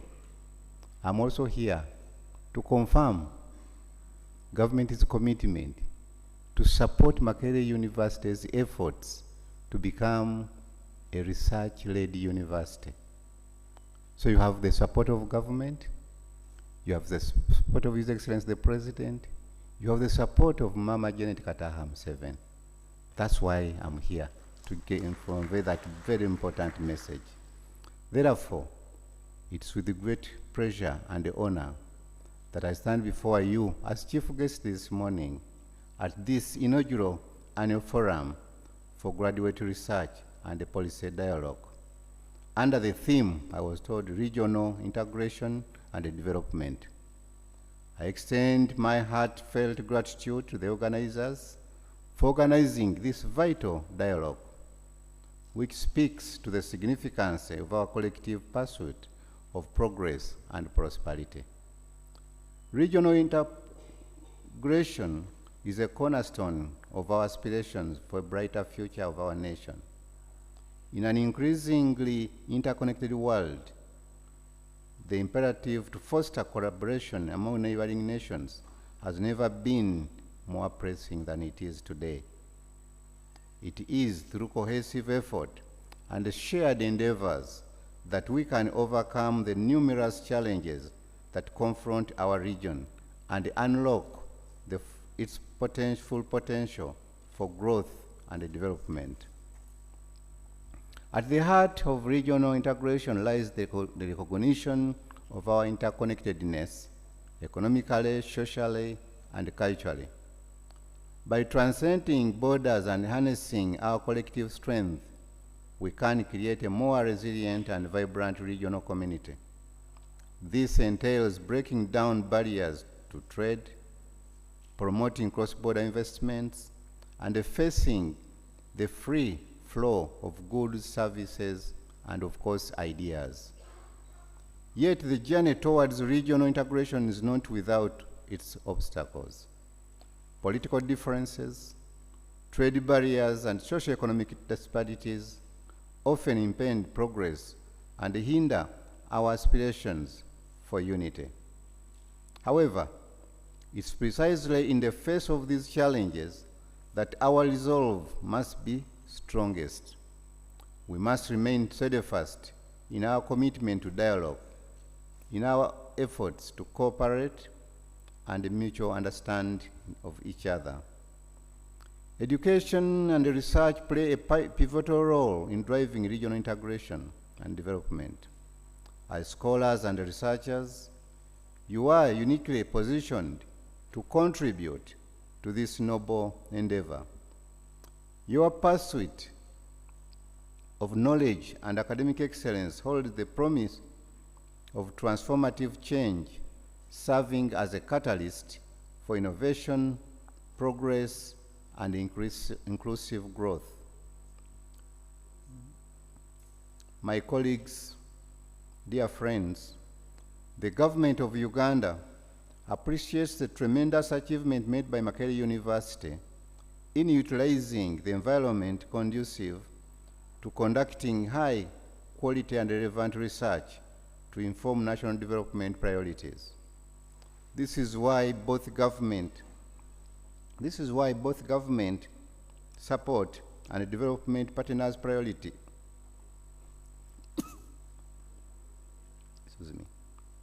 This is why both government support and development partners have made heavy investments in human resource development, specialized research infrastructure and services, integrated library resources, well-developed field and laboratory facilities for centers of excellence and sound institutional research management structures, systems, and policies at Makerere University. I'm therefore glad that the opening of this 2 days event, we will also witness the launch of the Research Information Management System that will provide a solution to tracking online presence of research, innovations,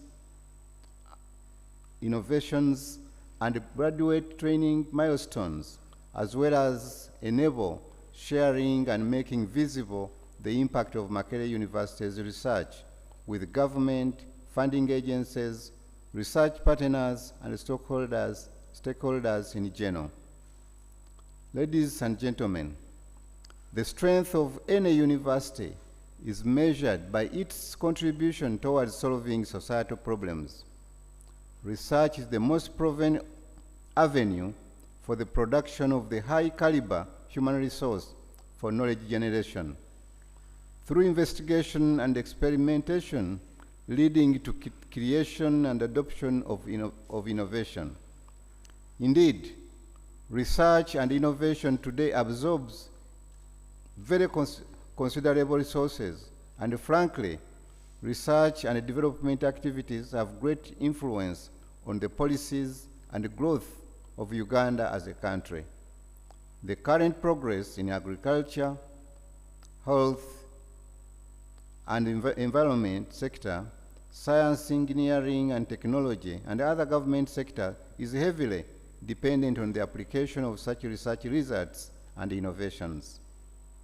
By harnessing the collective wisdom and expertise of scholars from diverse backgrounds, we can address complex regional issues more effectively, and chart a course towards sustainable development. I therefore urge each and every one of you to embrace an interdisciplinary approach to your work, transcending traditional boundaries and fostering collaboration across various fields of study.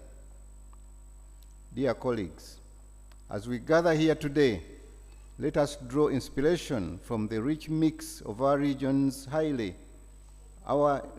history and heritage.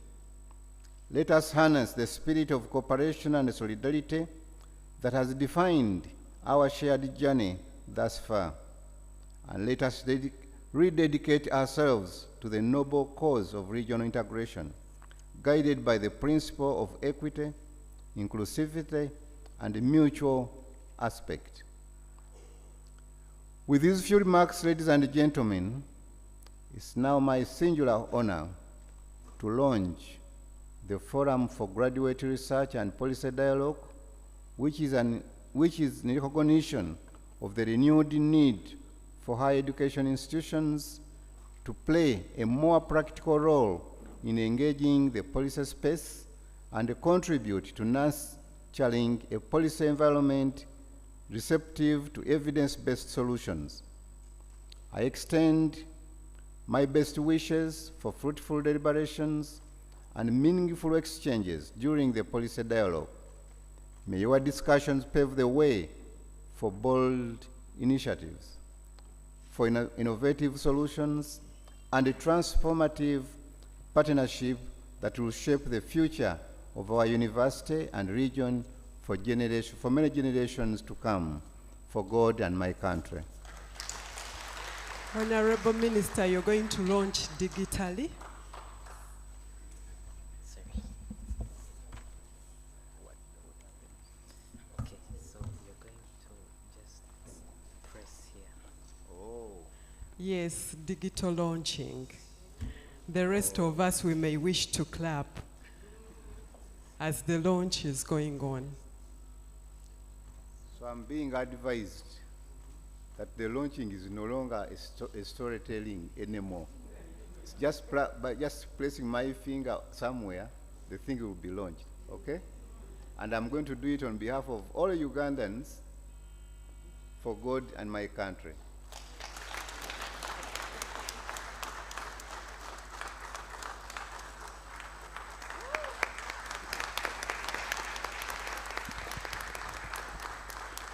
Yes, we have witnessed the launch of RIMS, Research Information Management System. Thank you very much, Honorable Minister.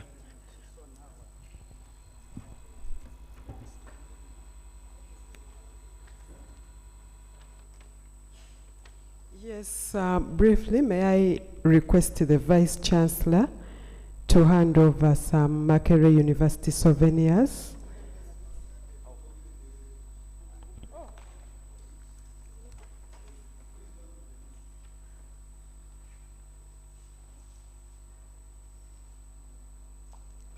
Just a minute, Professor Windsor needs to get.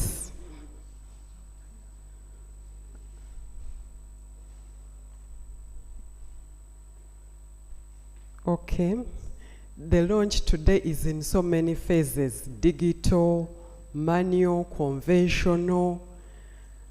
We need some smiles from the audience. Yes. That's a beautiful photo.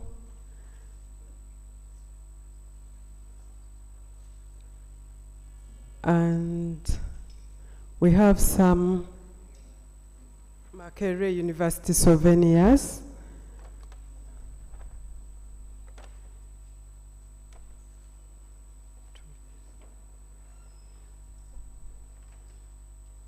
To be presented by the Vice Chancellor and the President PhD Fellows to the Honorable Minister.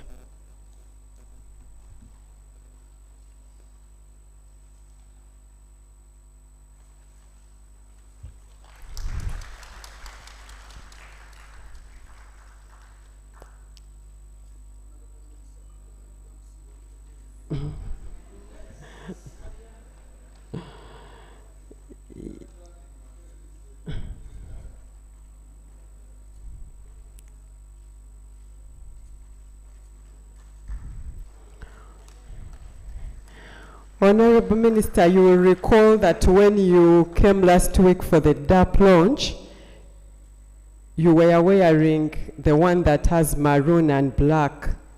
So today we've ensured that you also receive another color. Yes. Yes, they are Makerere University souvenirs. May we have the official, there is an interest, I'm managing time. We were supposed to have a music interlude, but we'll not have it now. So we are going to get into official photos, and this will be handled from here. Then we will allow the Vice Chancellor to ensure that the chief guest vacates to attend to other state duties, and the rest of us will remain here. So what I'm going to humbly request is a few people to join the team that is seated. So may I request Honorable Peace Mutuzo to join the team at the podium. Principals present in the room, Chair Organizing Committee, members of council, deputy principals.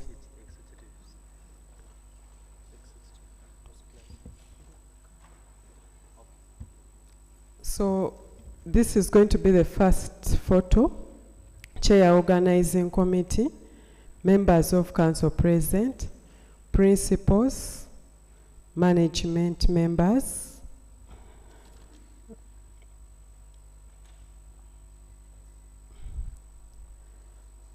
Principal Mrs. Patience Moshenjes kindly join that photo. And the deputy registrars from the Department of the Academic Registrar, if you're in the room, please join this photo. Deputy registrars from the Department of the Academic Registrar present in the room, please join the photo. To all our online participants, this is the time for photos. Photos are very central when we are documenting special events at Makerere University. We have the annual forum for graduate research and policy dialogue.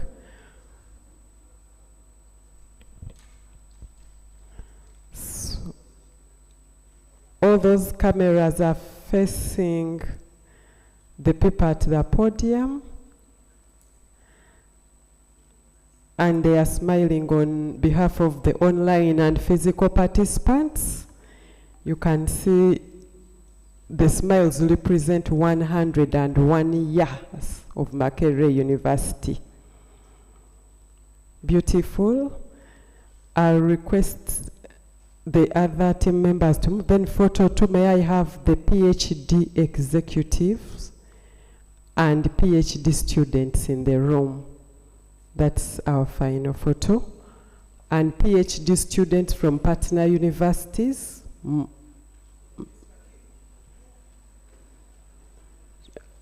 Chambogo, Busitema, Gulu, Mbarara University. Why? Today is your day. And I know that today, 25th April 2024, and tomorrow, Friday, 26th April 2024, you're going to be presenting to us over 70 research papers. So we celebrate you, and if you listen to the keynote from the Vice Chancellor, he said this is the future. Oh.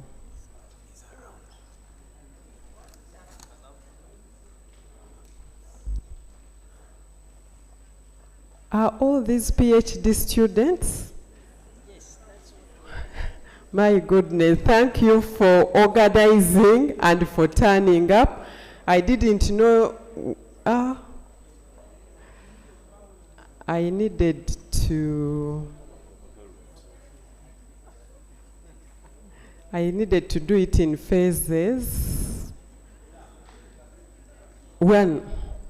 Okay, members, we are a very happy PhD family, a critical mass of PhD. Now you can see the camera people or the photojournalists have moved to the other side.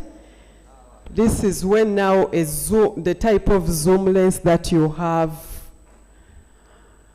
helps you to get this photo. I'm trying to get out of this photo.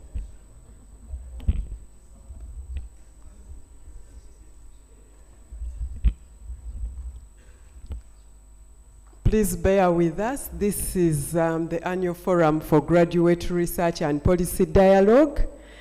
And the Vice Chancellor in his keynote speech really emphasized that he calls upon government, partners, and all stakeholders to support graduate training and research. So if we have these people smiling widely, then that message will be conveyed by the two honorable ministers we have to cabinet. Permit me also to recognize the academic registrar, Makerere University Business School.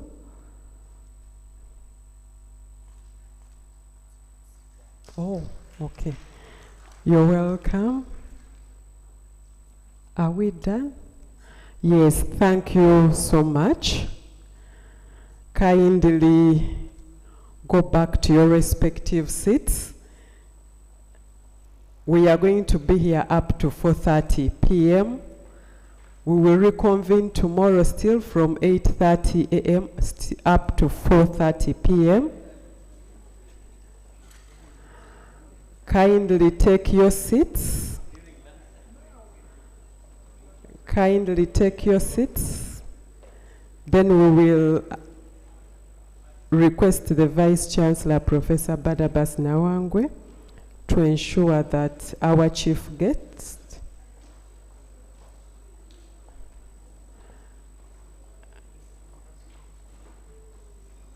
is led appropriately to the next destination. To the rest of us, let us remain seated.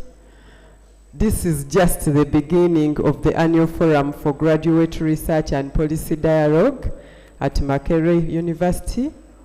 We are supposed to be here up to 4:30 p.m.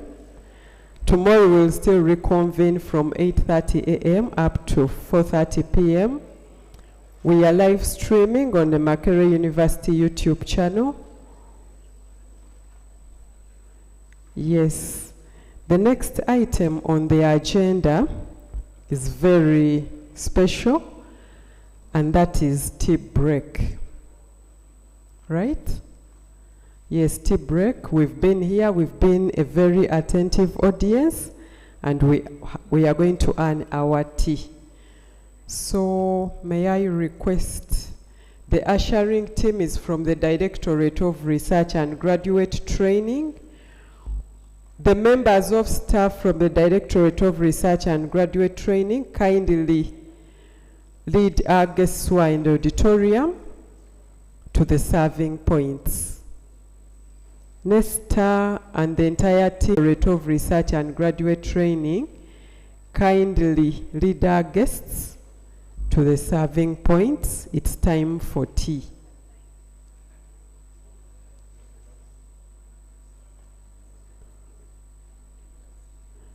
And as that goes on, we have a session coming up after the tea. We have parallel sessions. We'll have a session on policy briefs that will be chaired by Associate Professor Julius Chikoma. And then we'll have also another session that will be chaired after lunch by Professor Edward Bale. We will also have another session that will be chaired by Dr. Juliet Chiguli, and a doctoral research abstract session that will be chaired by Dr. William Tayebwa. But like I informed you, we have something that is so interesting. When spiders unite, they can tie down a lion. Stakeholders collaboration in empowering women farmers in Ethiopia.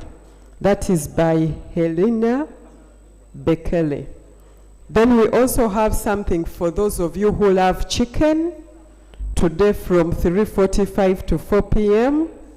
Uganda loses US dollars $281 million annually due to climate change effects on the indigenous chicken subsector by Zaina Nampija. Members, please remain attentive. We have over 70 research papers from our PhD students and researchers to be presented. Thank you very much. Let us break and ensure that we go for tea, and then we'll go to the respective. We will have a session here in the auditorium, and we'll be guided by the chair organizing committee. Kindly enjoy your tea.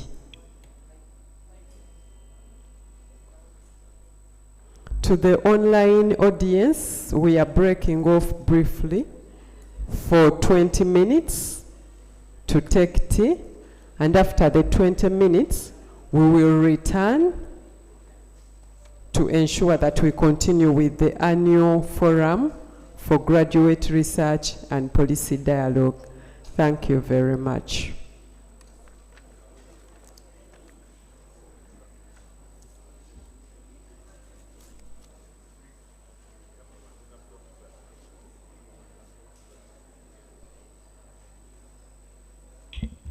When you're leaving the room to join the tea, please ensure that you carry all your valuables with you.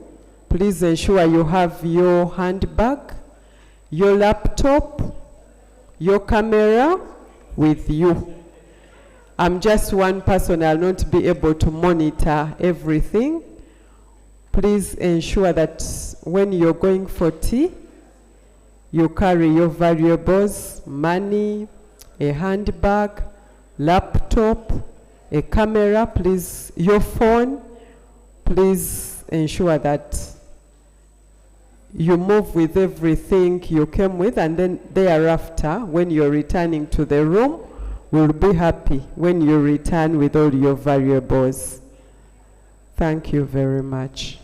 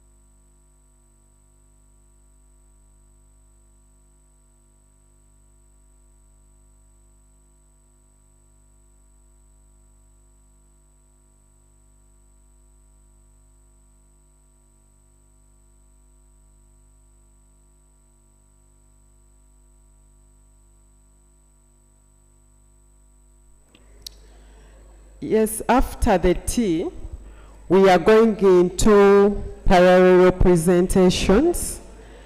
We will have session 1, and session 1, which is going to be chaired by Associate Professor Julius Chikoma, we will remain in CTF2 auditorium. Then we will have another parallel session that is going to be chaired by Dr. Juliet Chiguli in room 3.1. So I'm requesting kindly note we have 2 sessions after tea.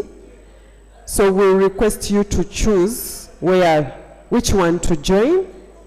We have a parallel presentation that is going to be chaired by Associate Professor Julius Chikoma.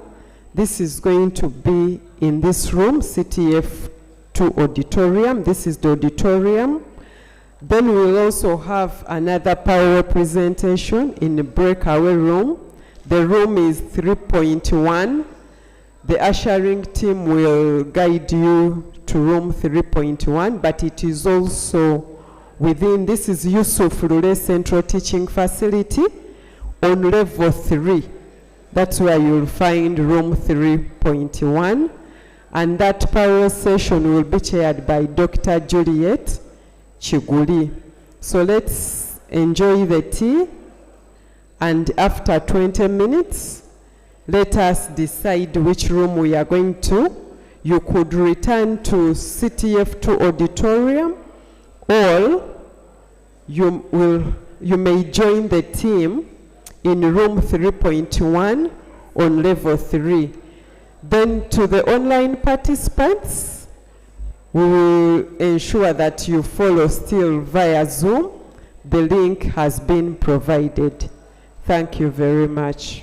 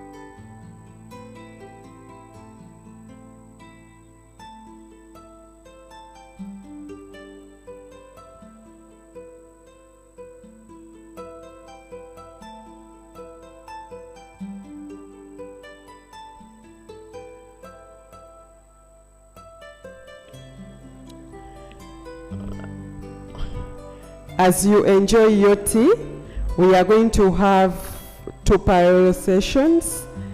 There is a slight change.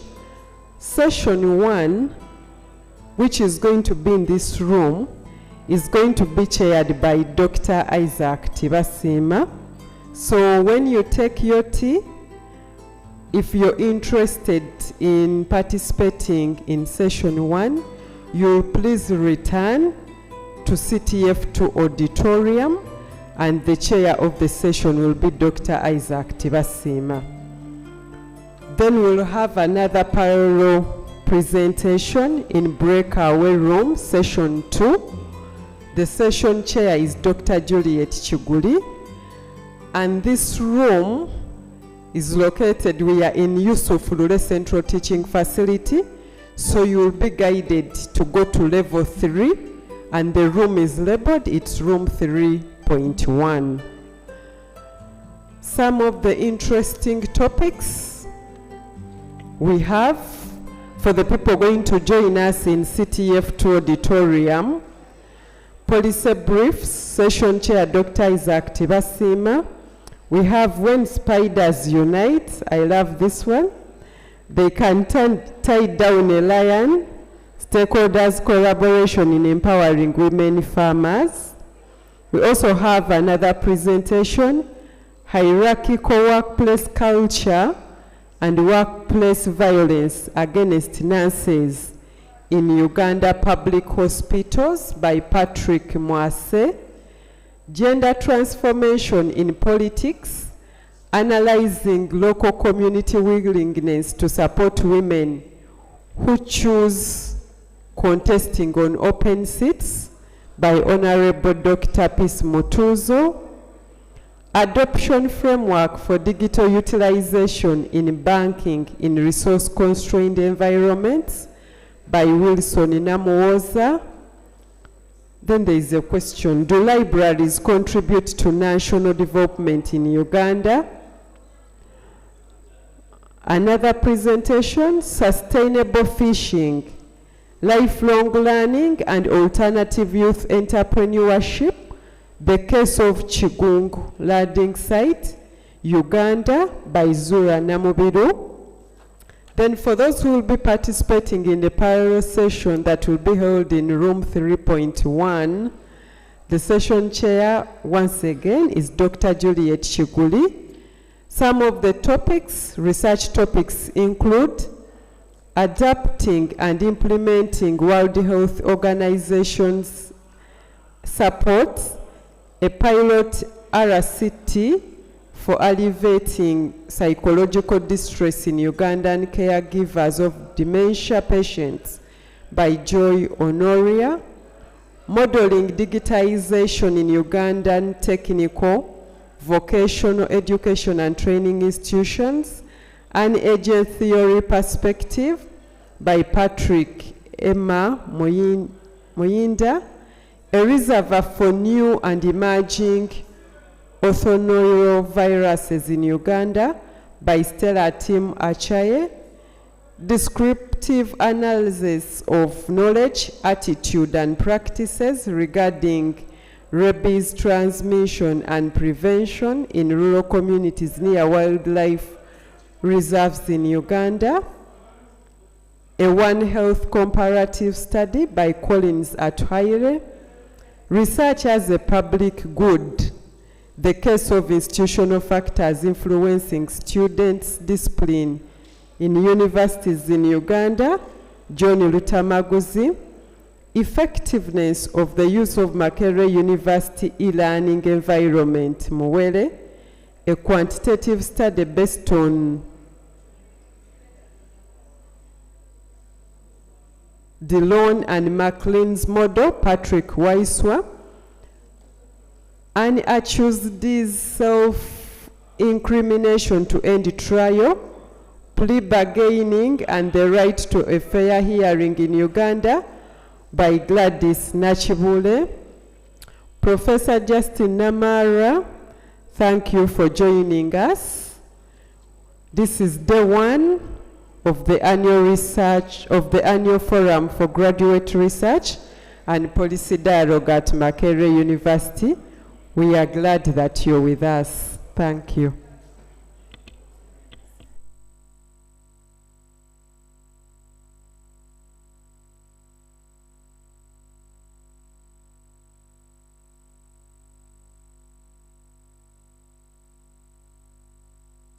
Transformative and innovative teaching, learning, research, and services responsive to dynamic national, regional, and global needs. The year 1922 laid down a stone mark for this dream of success, the start of a technical school that has grown beyond leaps and bounds into the great Makerere.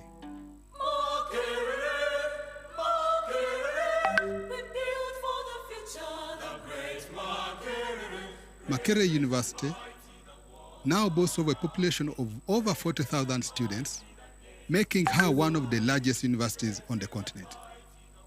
Ranked third as the top prestigious university on the African continent, Makerere provides the best programs that have nurtured many influential and powerful figures impacting the world. Makerere University offers more than 457 programs, awarding certificates, diplomas, undergraduate and postgraduate degrees. The university is renowned for its disciplines that include humanities, social sciences, natural sciences, veterinary medicine, and human medicine, among others. At Makerere, we take in the importance of carrying on your passion to the world. For example, we offer programs in medicine for students who have the passion to treat and save lives.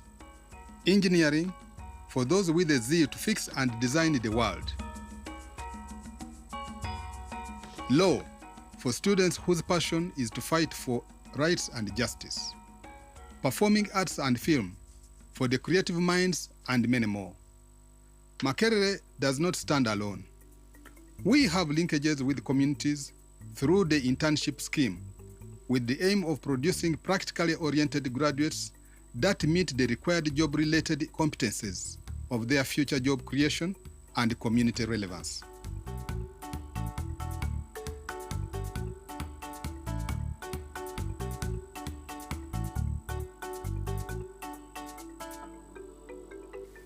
Established in 1949, our library is the biggest on the continent.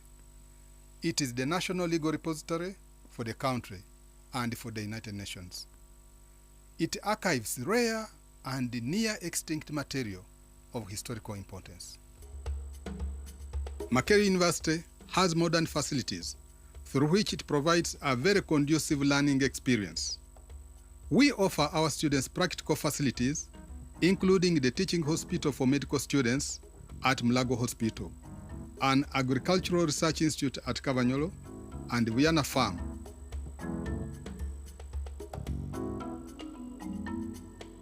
At Makerere, we are also very proud of our world-class science labs.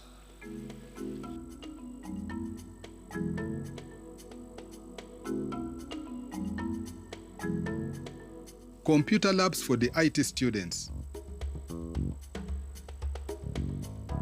a radio station for journalism and mass communication students,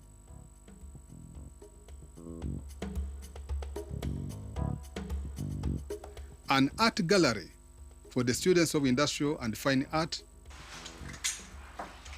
and many more. Students' learning is also enhanced through exchange programs with different universities from all over the world.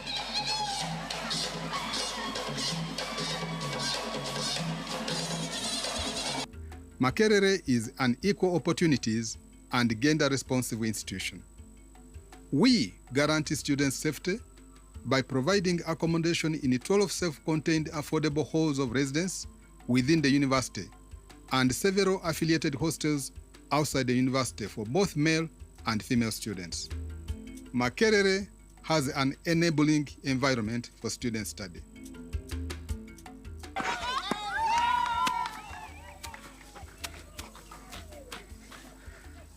At Makerere, we value sports because sports helps students and staff grow intellectually but also keep fit.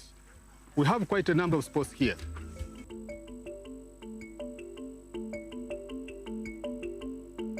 With our better understanding of health and its impact on learning, we have a team of trained staff that not only treat, but also intervene appropriately to counsel and guide them on health matters and emotional struggles. Your physical challenges should not limit your access to Makerere University. We have facilities and programs that enable you achieve your dreams. Makerere University is no longer the ivory tower she used to be. From north and south, from east and west, Makerere University welcomes all those yearning for a quality higher education, producing professionally grounded and versatile graduates. Because we build for the future.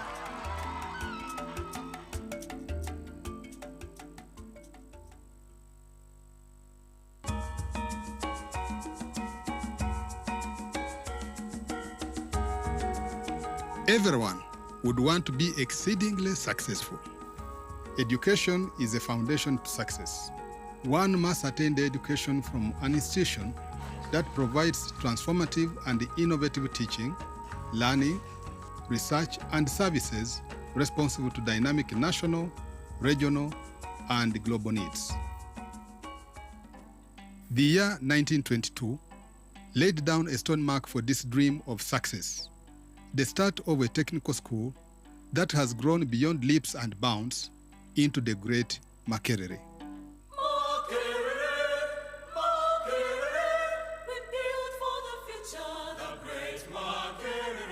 Makerere University now boasts of a population of over 40,000 students, making her one of the largest universities on the continent. Ranked third as the top prestigious university on the African continent, Makerere provides the best programs that have nurtured many influential and powerful figures impacting the world. Makerere University offers more than 457 programs, awarding certificates, diplomas, undergraduate and postgraduate degrees. The university is renowned for its disciplines that include humanities, social sciences, natural sciences, veterinary medicine, and human medicine, among others. At Makerere, we take in the importance of carrying on your passion to the world. For example, we offer programs in medicine for students who have the passion to treat and save lives. Engineering for those with the zeal to fix and design the world. Law for students whose passion is to fight for rights and justice. Performing arts and film for the creative minds, and many more. Makerere does not stand alone. We have linkages with communities through the internship scheme with the aim of producing practically oriented graduates that meet the required job-related competencies of their future job creation and community relevance.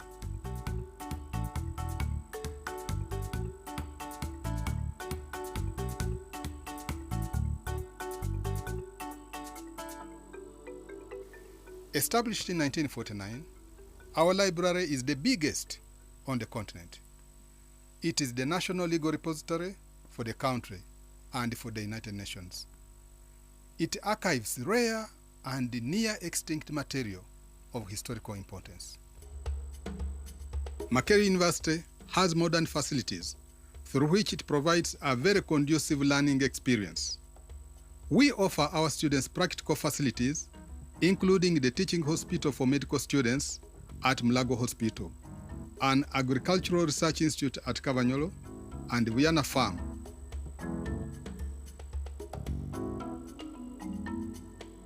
At Makerere, we are also very proud of our world-class science labs.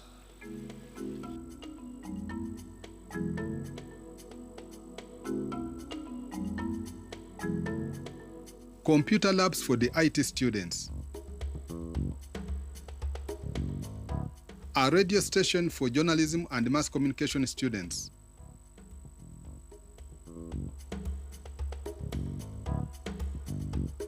An art gallery for the students of industrial and fine art, and many more. Students' learning is also enhanced through exchange programs with different universities from all over the world.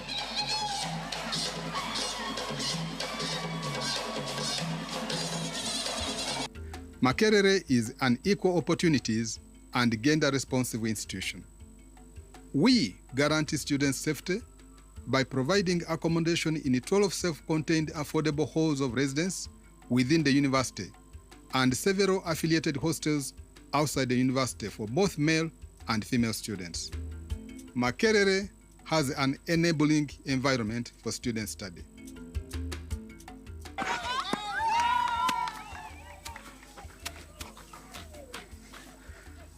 At Makerere, we value sports because sports helps students and staff grow intellectually but also keep fit. We have quite a number of sports here.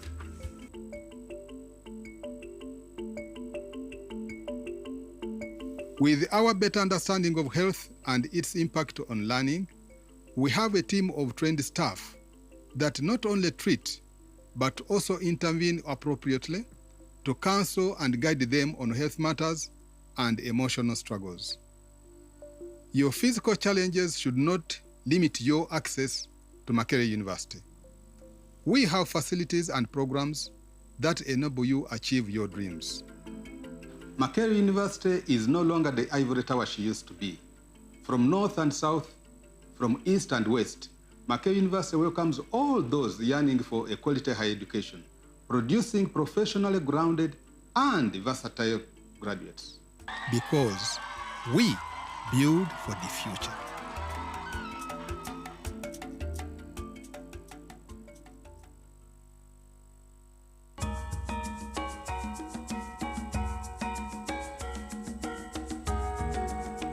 Everyone would want to be exceedingly successful.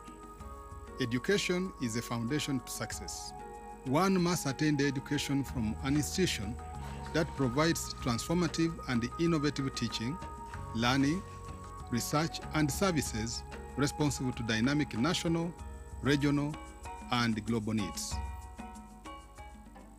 The year 1922 laid down a stone mark for this dream of success, the start of a technical school that has grown beyond leaps and bounds into the great Makerere.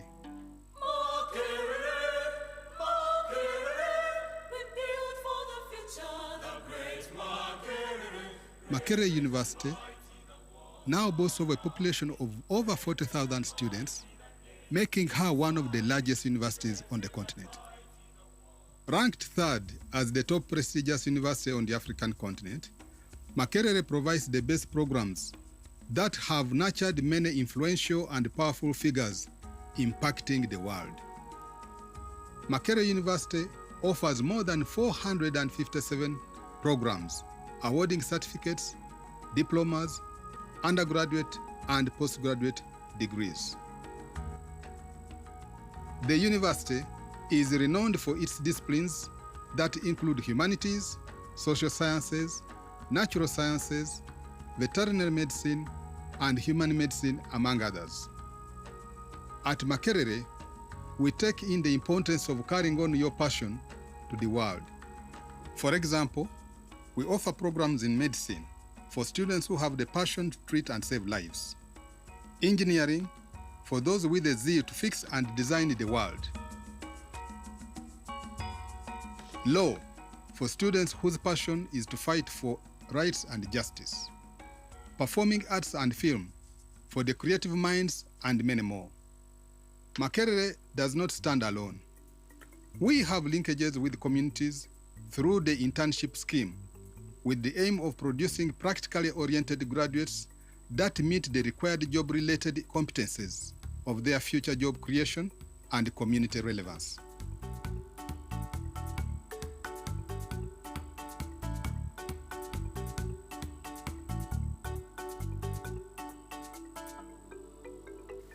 Established in 1949, our library is the biggest on the continent. It is the national legal repository for the country. Good morning, folks. I would like to know if the following are here. Haruna Chiriowa, is he here? Okay. Helena, I saw Helena somewhere. Okay. Patrick Mwase. Is Patrick Mwase here? Okay. Peace Motuzo is here. Wilson Namwoza. Is Wilson Namwoza here? Carol Ilako. Okay, and Zula Namuvilu, is she? Okay. I would like to request the people whose names I read to please come up the platform. If I read your name, please come up the platform and take a seat.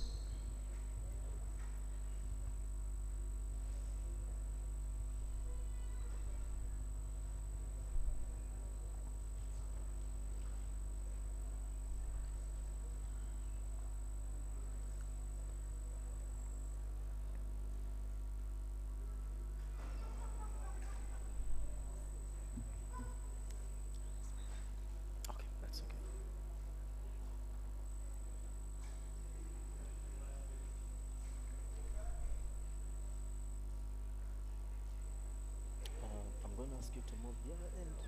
Thank you.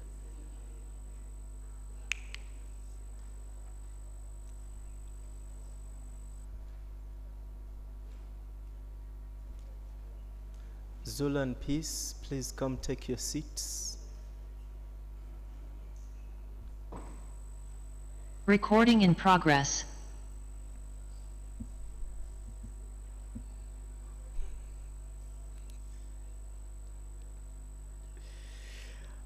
Yes, Patrick, please come take a seat up here. Yes, good morning. My name is Isaac Kiza Tiwasima. I teach in the Department of Literature at Makerere University. I'll chair this session, and I've replaced Professor Julius Chick. We are going to have 15 minutes for each presentation, and at the end of all the presentations, we will have a discussion with questions from the audience. And so we have Haruna, we have Helena, we have Patrick, we have Peace, and we have Zula. So they're going to present in that order, and we look forward to a great time of deliberation.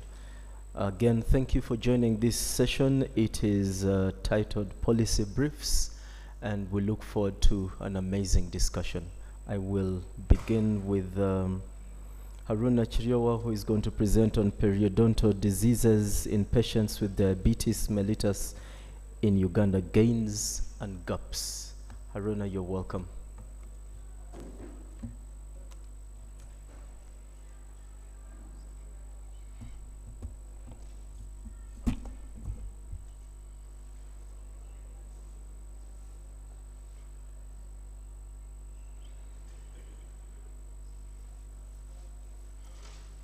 Good afternoon, members.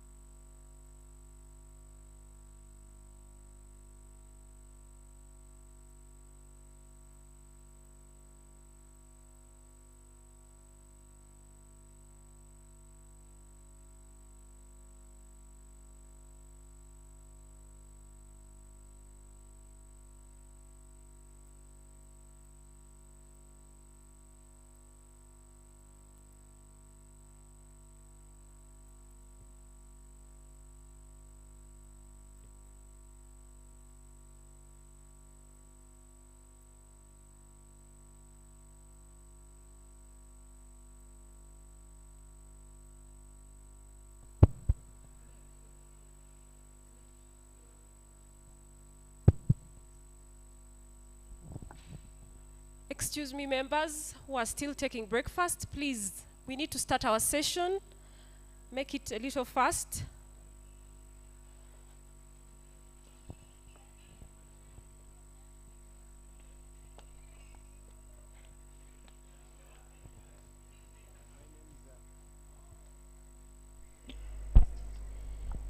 My name is Chiriwa Haruna Mahmoud. I'm a PhD student. I'm also a member of staff of this university, the College of Health Sciences. And I'm presenting periodontal disease in patients with diabetes mellitus. And we are going to look at the gains. Excuse me, members. Time up, you guys. We are needed the other side. Make it fast. Cheer up. We need you there. The sessions have begun. You guys, let's go. We shall network later. Let's go. The session has begun. We shall network later. Thank you.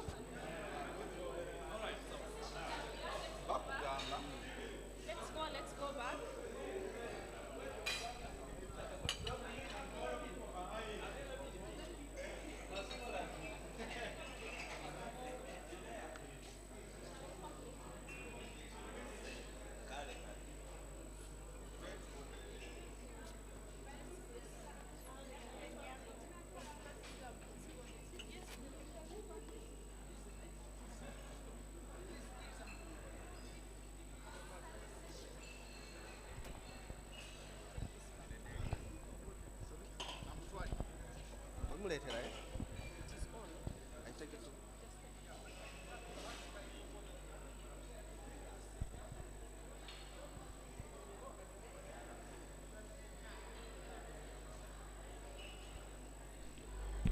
Excuse me, to the people who are in this room, the auditorium, would you kindly come and occupy the first 3 rows?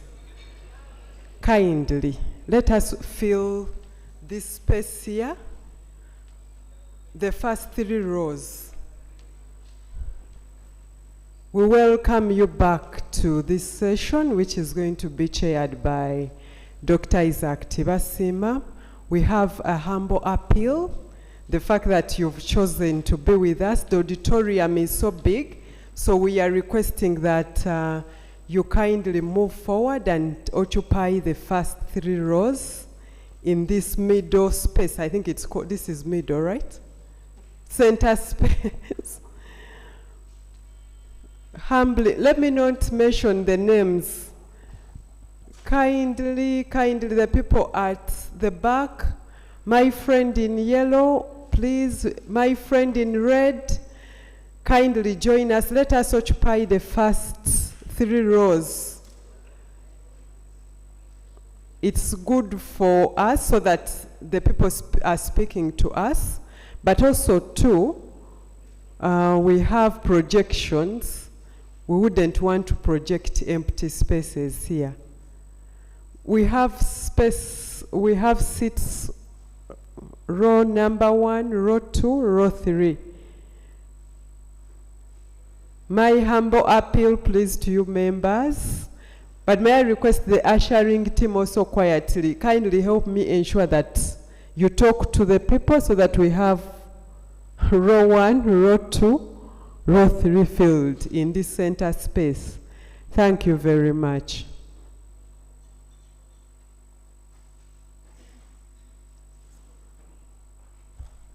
I'm Haruna Chiriwa Mahmoud from the Department of Anatomy. I'm a PhD student, and I'm presenting periodontal disease in patients with diabetes mellitus, gains and gaps. It is part of my doctoral work.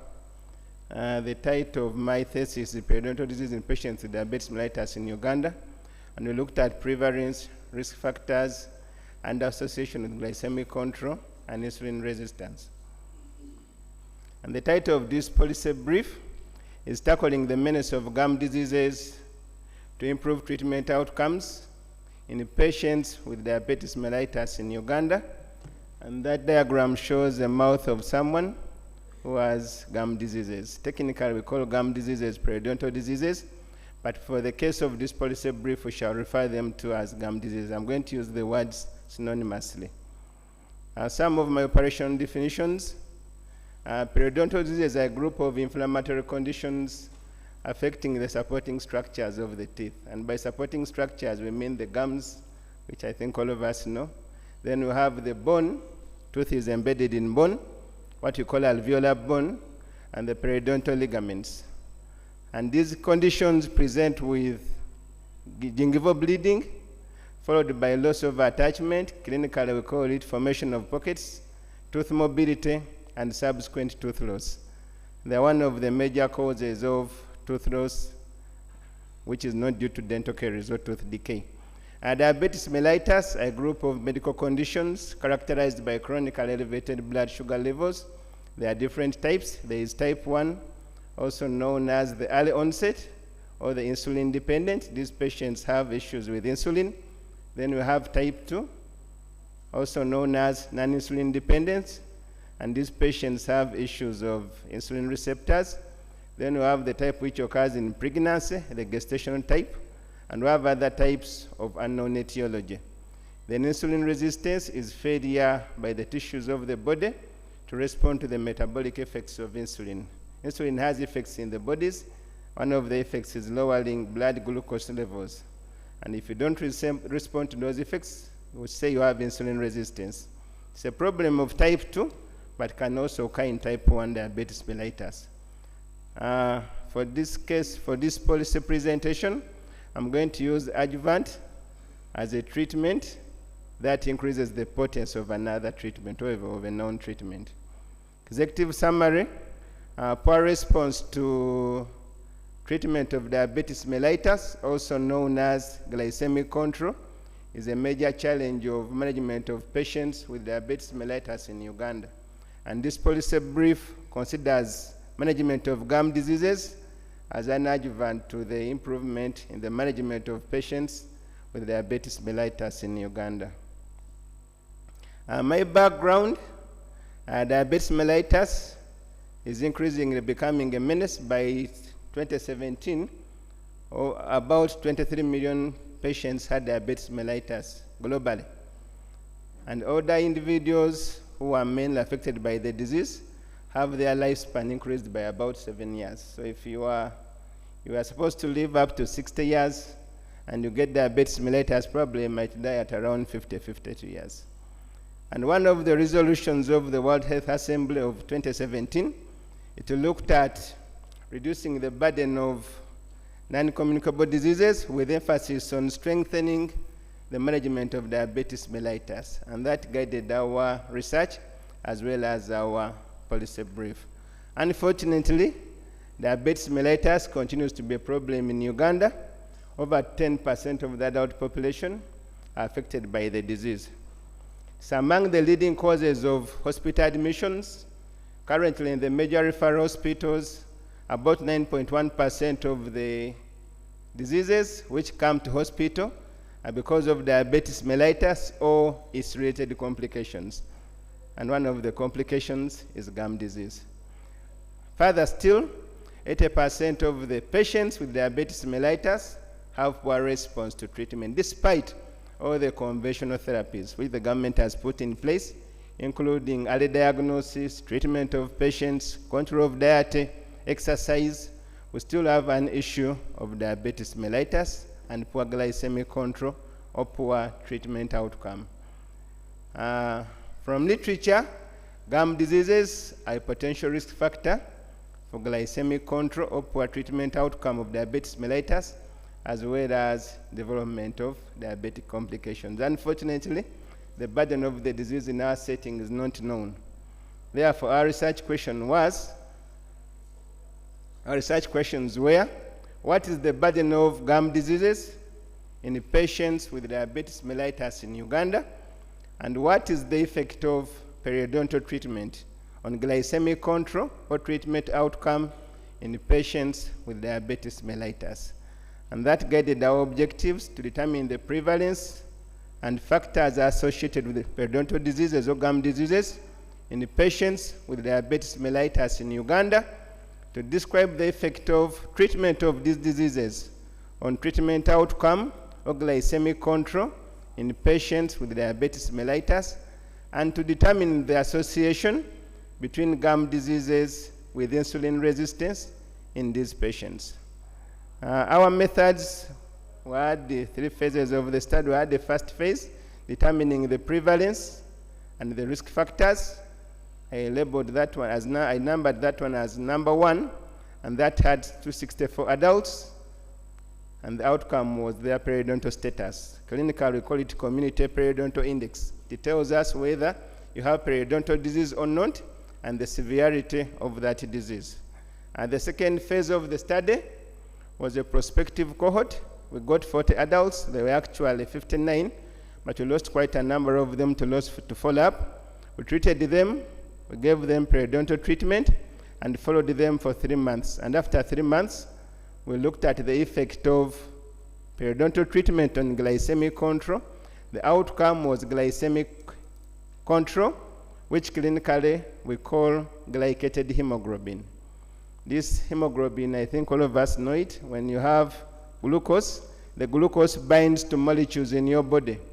And one of the molecules it binds to is hemoglobin, forming what we call glycated hemoglobin. The percentage of this hemoglobin in your body after 3 months gives us a picture on the level of glycemic control. Then the third phase of the study was a cross-sectional study.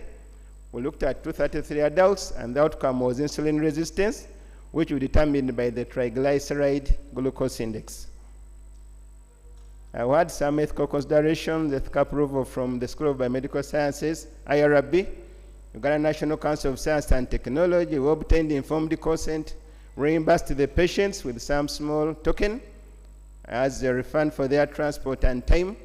Then we treated all patients who had periodontal disease as one of the benefits of the study.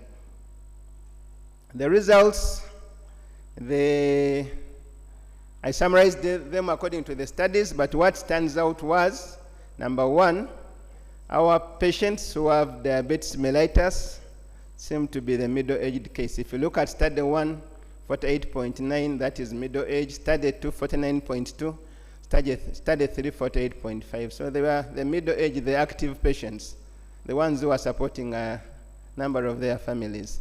Then the sex, most of the patients were females, despite the fact that we screened for gestational diabetes mellitus. We never took patients who were pregnant, but still, many of the patients with the disease were females, and these were poor patients, income status less than 1 million per month.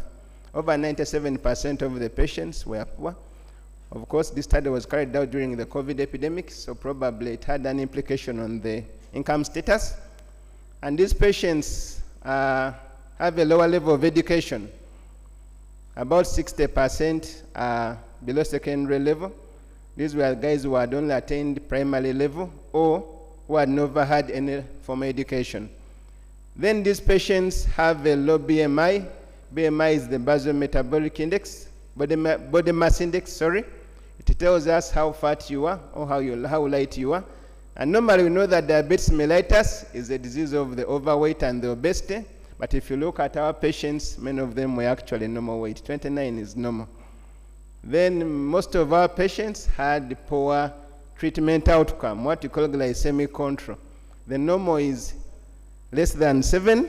Ideally, we look at 6.5%, and anything above 7 is poor glycemic control or poor treatment outcome. And for all the phases of the studies we looked at, these patients had poor treatment outcomes, meaning they are not responding to their treatments. That's a summary of the results. 85% of the participants had gum diseases, with 62% of them having severe forms of the disease. And 70% of the study participants had insulin resistance. Unfortunately, some of these patients are treated on insulin, but they are not responding to the insulin. So maybe there's a problem with that treatment. Then we had the high prevalence of periodontal diseases, which are associated with a lower level of education, specifically lack of formal education, and non-surgical treatment had no effect on glycemic control. That graph summarizes some of our results. The first part has periodontal diseases. 85% of the patients had the disease. They are shown with yes. 15% were normal. Then the treatment outcome, about 70% of our patients were not responding to treatment. And over 85% of the patients had insulin resistance. That graph shows us the treatment outcome.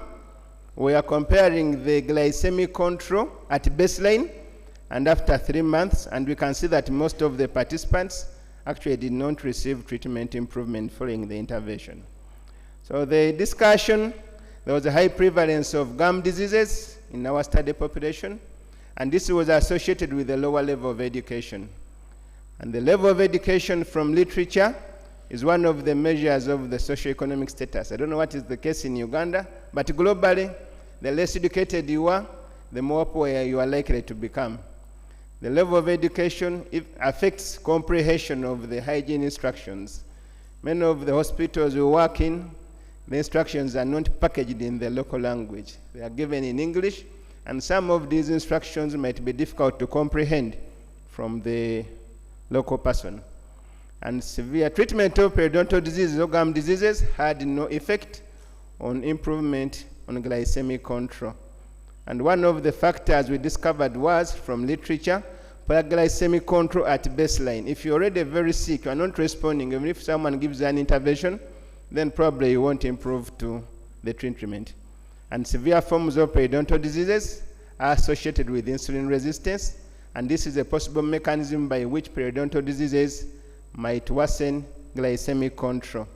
The policy implications for our study, we propose screening of all patients with diabetes mellitus for gum diseases, and we want to bring the dental fraternity on board in the management of patients with diabetes mellitus.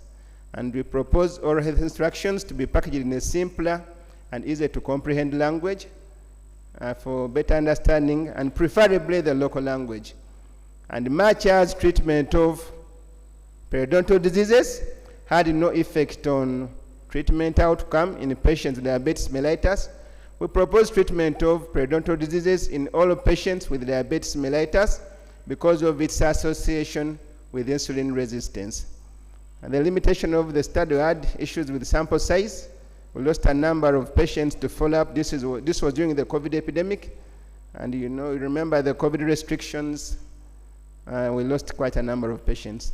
Then we had no distinction from our study between type 1 and type 2 diabetes mellitus. Therefore, the results might not be representative of the diabetic population. If you look at our hospitals in Mulago, in Chirudu, the patients are not differentiated between type 1 and type 2. And the challenges were the COVID-19 and, of course, funding. We thank our supervisors, DRGT for the PhD support grant, Mark Reef and HAPPY, and, of course, the study participants. Thank you very much. Those are my references. Thank you.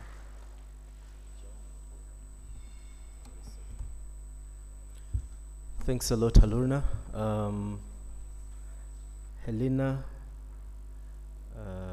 I've always struggled with your name, so I'll use Helena. Helena is going to present a brief titled When Spiders Unite, They Can Tie Down a Lion, Stakeholders Collaboration in Empowering Women Farmers in Ethiopia. Helena, you're welcome.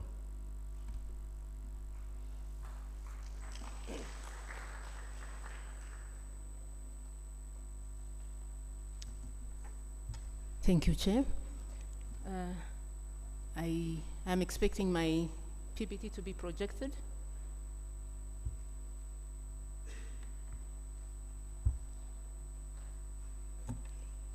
Yes.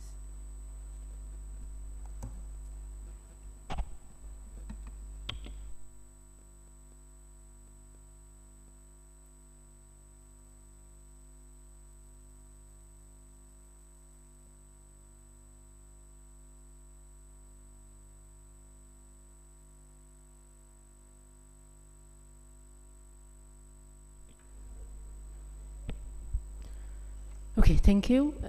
All protocol observed. My name is Helena Befkadu, a PhD student in the School of Women in Gender Studies. I am summarizing my finding.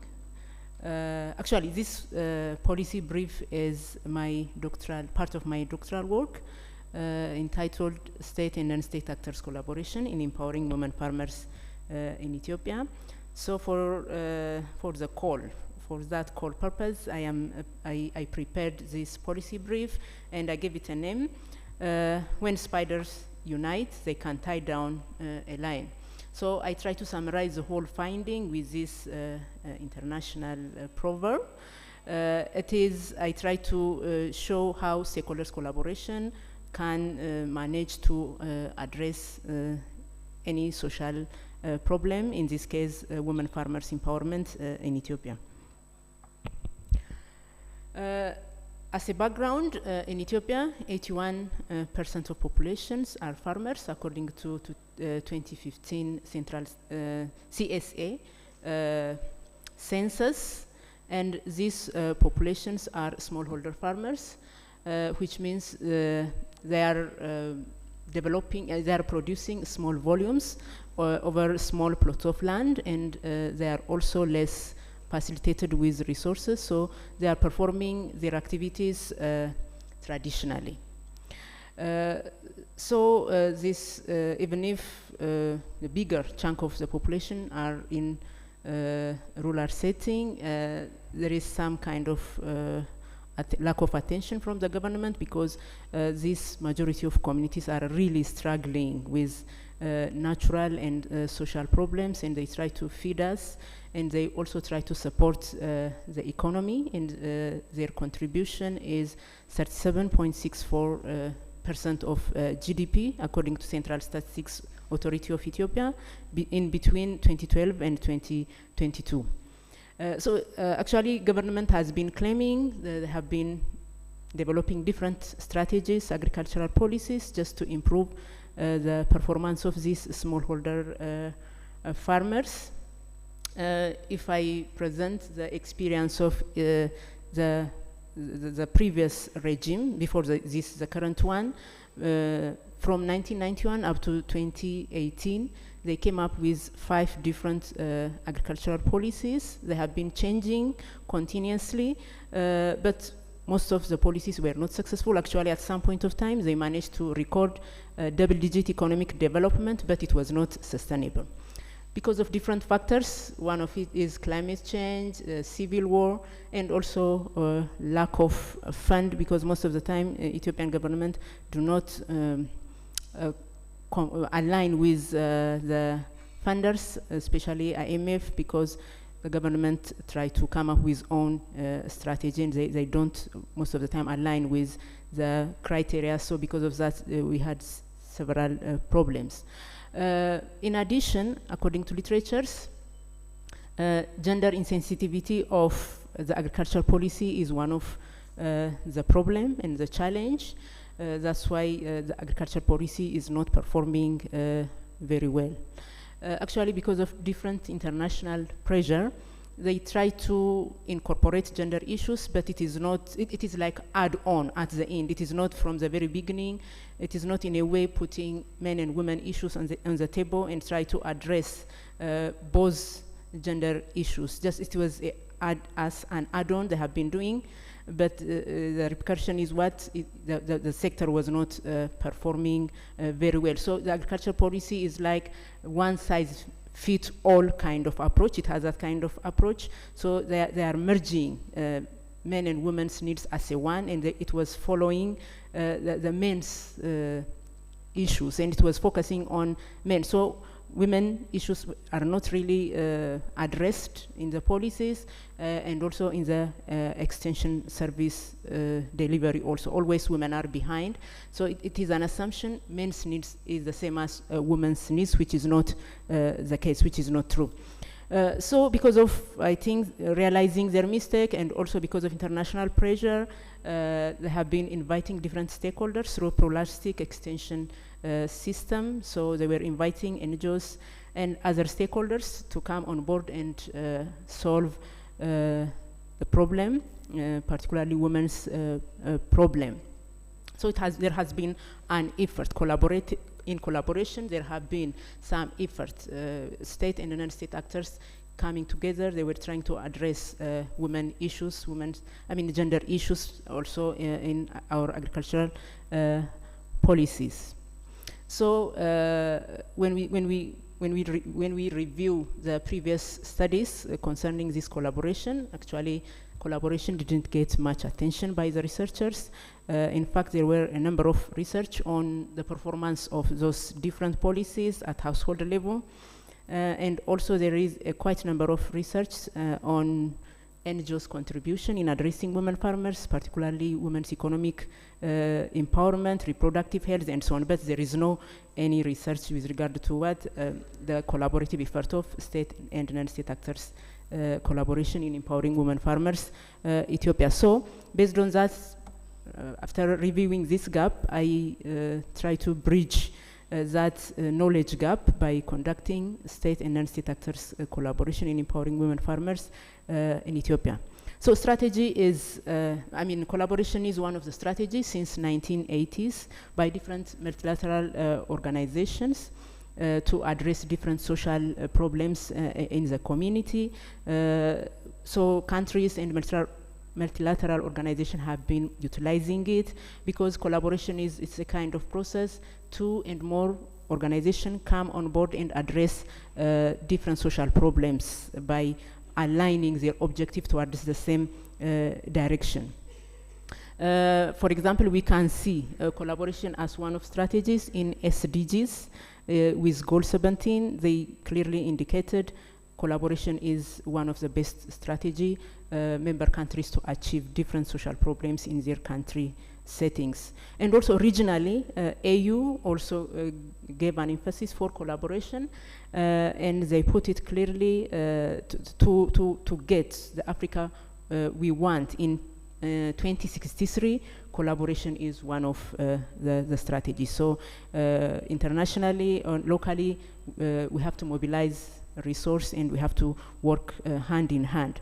So in this case, to study, to investigate women's farmers' empowerment and the impact of collaboration, I take Agriculture Office and CARE Ethiopia by focusing on a project called GROW, which was implemented between 2016 and 2020. So I try to investigate how their collaboration look like to achieve women farmers empowerment, and what kind of activities were really providing for women farmers empowerment. I conceptualize women farmers empowerment based on Naila Kabir conceptualization of empowerment, which is access to resource, agency or decision making, and achievement of well-being. So how they have been collaborating between those time gap to achieve women farmers access to agricultural resources in terms of boosting their agricultural decision making in the inter-household, and also generally to bring about quality life for women farmers. So I try to approach this research question by using collaboration theory and collaboration model. For the interest of time, I'm going to explain it when I discuss my finding. So this research was purely qualitative. I used case study.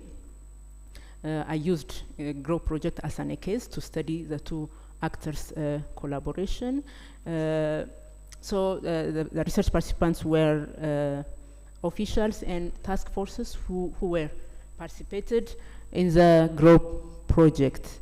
So my finding revealed that the collaboration was obligatory because of the proclamation called Charities and Social Societies Proclamation in 2009. Collaboration was a must. As a management tool, government made it mandatory. Every organization, every NGOs who wish to work in Ethiopia, they have to collaborate with respective state actors, so that every project activity is to be aligned with the strategic development of the country.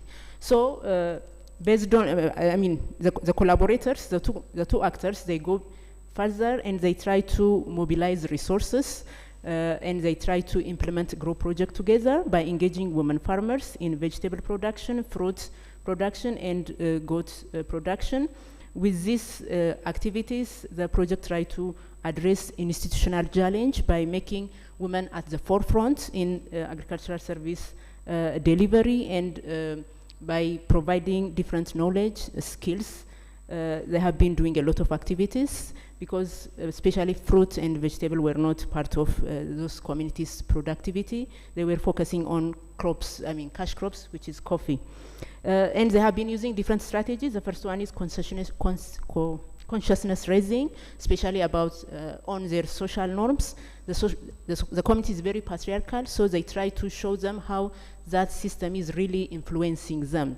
So one of the strategy was consciousness raising, so in order to tackle different social norms that affect women's agricultural environment, and also involving men in household chores, because gender-based division of labor is one of the source of subordination for women in the intra-household, and by mobilizing women to establish their own village saving and engaging them in income generating activities. So when we see the impact of collaboration, because the two offices come together, they try to successfully implement these activities by making experts based on division of responsibilities. Agriculture Office was entirely taking care of the agriculture part, and CARE Ethiopia was handling the community consciousness raising. When we come to challenge, there was a problem of motivation, especially from Agriculture Office. They were doing just the routine. They were not exerting a lot of efforts. They were not going extra mile, and they were not creative. And in the middle of project implementation, they were shifting task forces to another non-GROW project areas. They were sending unrelated officials to the capacity building training. They were, from CARE Ethiopia side, just for the sake of cheap popularity, when the funders are around, they were showing something which was not really on ground. And there was also misallocation of resources rather than delivering agricultural resources to women. They were like affiliation, but because of personal affiliation, they were changing direction and they were giving to their relatives. So when we see these challenges in light of collaboration theory is it is a process that fall across different continents in low, medium, and high integration that align cooperation, coordination, and collaboration.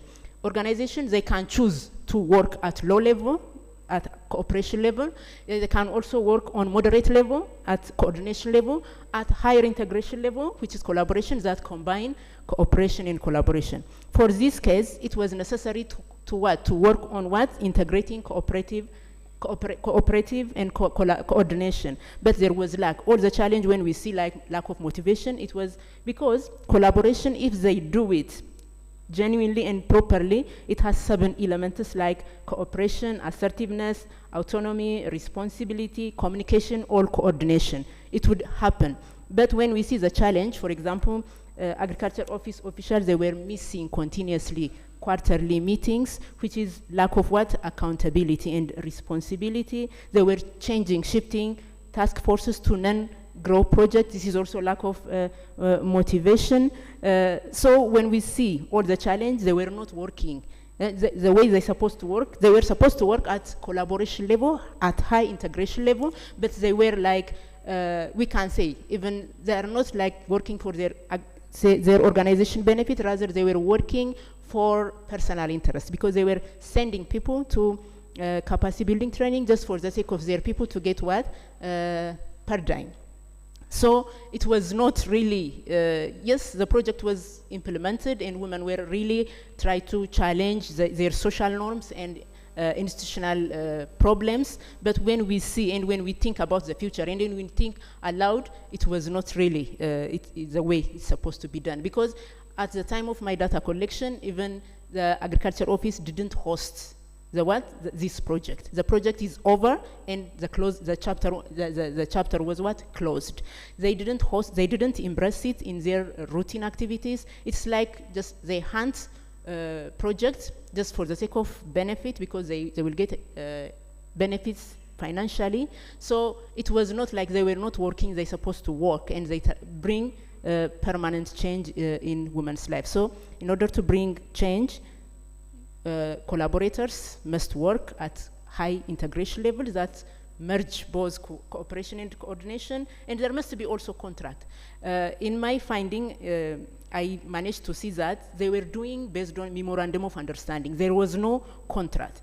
If there was contract, that puts them, all of them, on board, which has accountability, all those problems may not, it may not happen. So there must be contract, and there must be also self-autonomy and attitudinal training, just hand in hand with what? With technical training.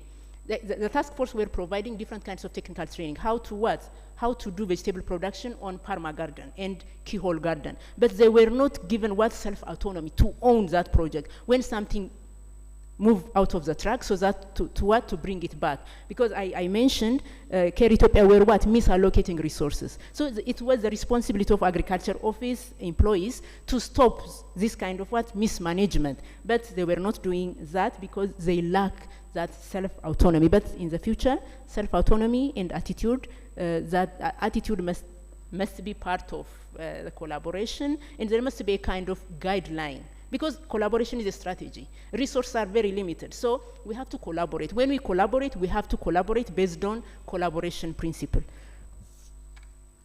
Galatoma, thank you.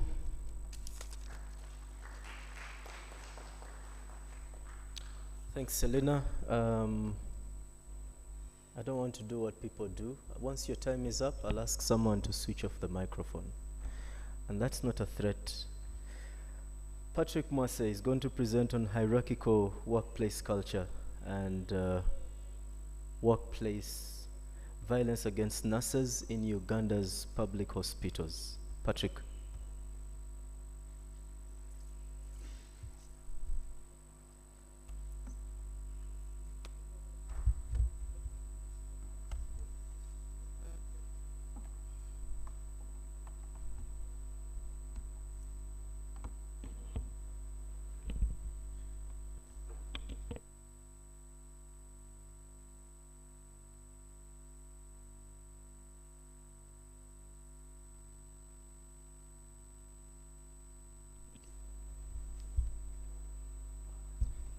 Good afternoon, members in the audience. I'm Patrick Mwase, a PhD candidate in the School of Psychology. And my policy brief is linked to part of my PhD work, which is hierarchical workplace culture and workplace violence against nurses in Uganda's public hospitals. Based on my PhD work, it has been indicated that nurses comprise the majority of healthcare workers in Uganda's public hospitals, and they do face a high risk of workplace violence. And this workplace violence that they face is as a result of the workplace culture that places them at low hierarchy levels, that make them to be inferior to other healthcare workers, especially the doctors.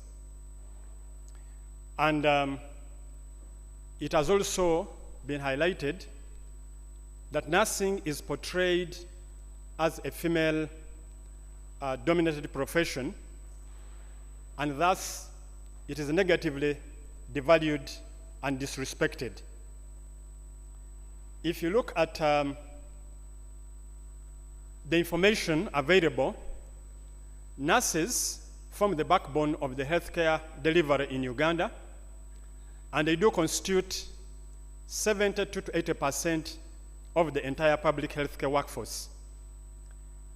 Despite their significance, they are unrecognized, and they still are looked at as individuals who are low in terms of status. And this has resulted into poor patient care as well as poor healthcare delivery. My study is a qualitative phenomenological study which I have undertaken using 16 participants comprising of nurses, both male and females, who have been purposively selected from different public hospitals. And the data that I got was analyzed using interpretive phenomenological analysis. Interpretive phenomenological analysis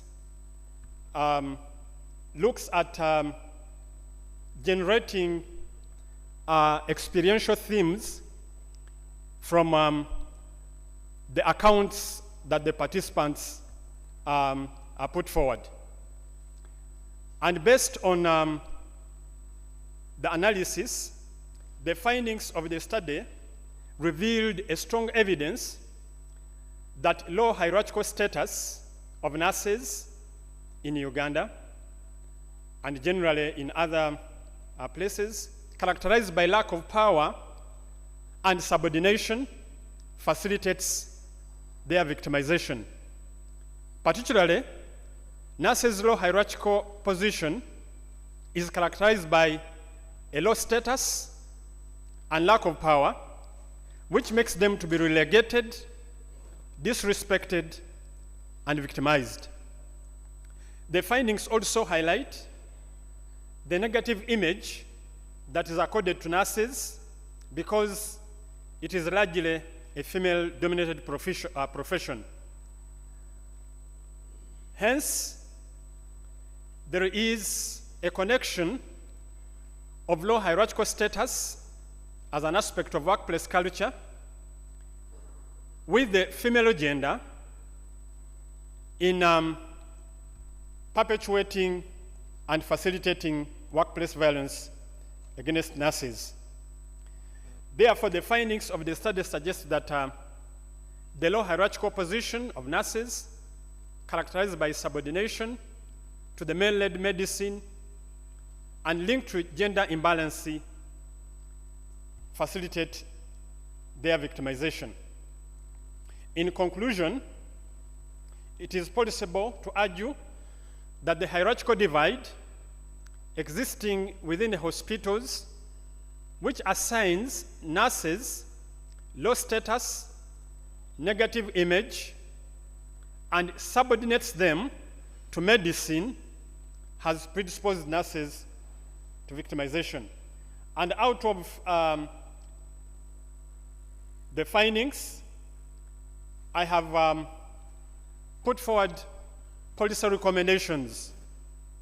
One of them is that there is a deliberate policy that should be introduced to increase the presence of nurses in top hierarchical jobs in hospitals in line with upgraded training and qualifications. And this is intended to improve nurses' hierarchical status and disqualify the traditional view that nurses, and particularly females, only occupy low-status jobs and ranks. The second policy recommendation is that a team working model should be introduced in hospitals and practiced as part of nursing reorganization to collaborate with doctors.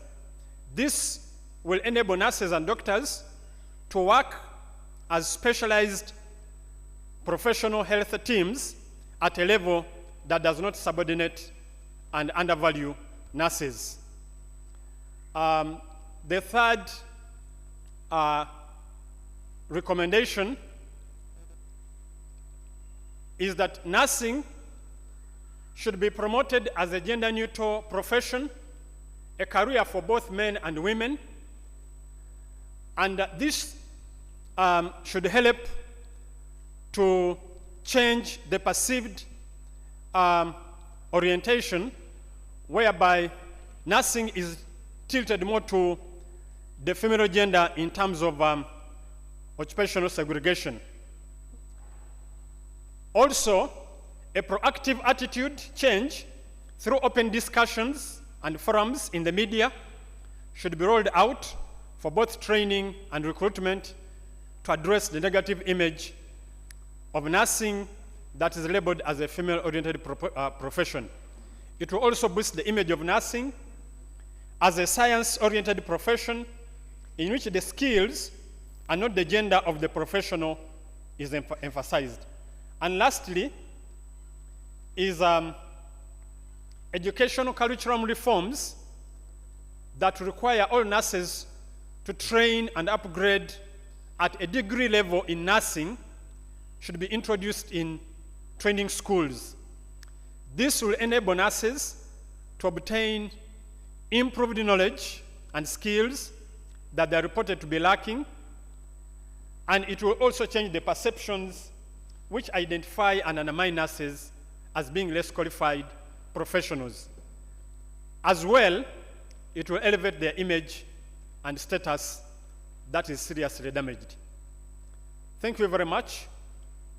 That is what I have in terms of my recommendations for my policy brief.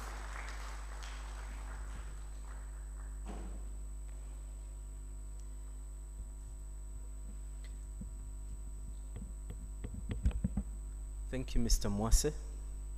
Our next presentation comes from Peace Mutuzo. It's titled Gender Transformation in Politics, Analyzing Local Communities' Willingness to Support Women Who Choose Contesting on Open Seats. You're welcome.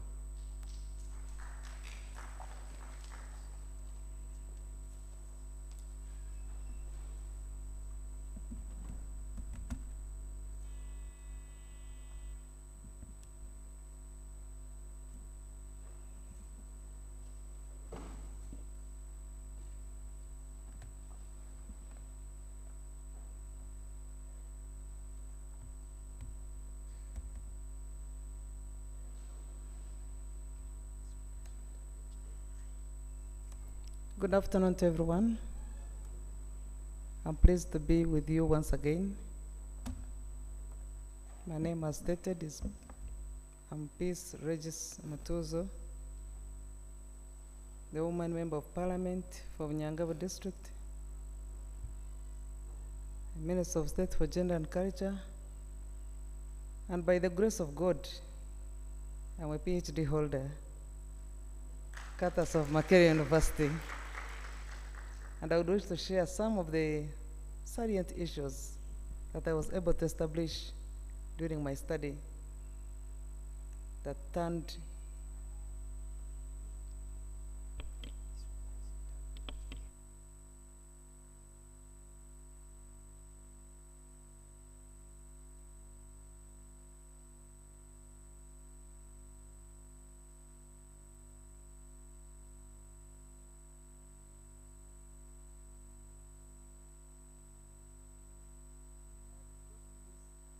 policy brief in a few hours. So what is projected may not differ so much, although in my stay here I was making a few additions since I had a number of things off cuff. So this policy brief came out of the study I made, and mine was on affirmative action for women's political participation and gender transformation. And now the policy brief tries to address gender relations. As a teacher by profession, I would wish this to be participatory, and on some occasions I would ask you to Google and find out what this means, so that we establish what exactly we are talking about. I would want us all to participate in this study. So in one of my objectives, I analyzed the local community's willingness to support a woman who chooses to contest on the open seat.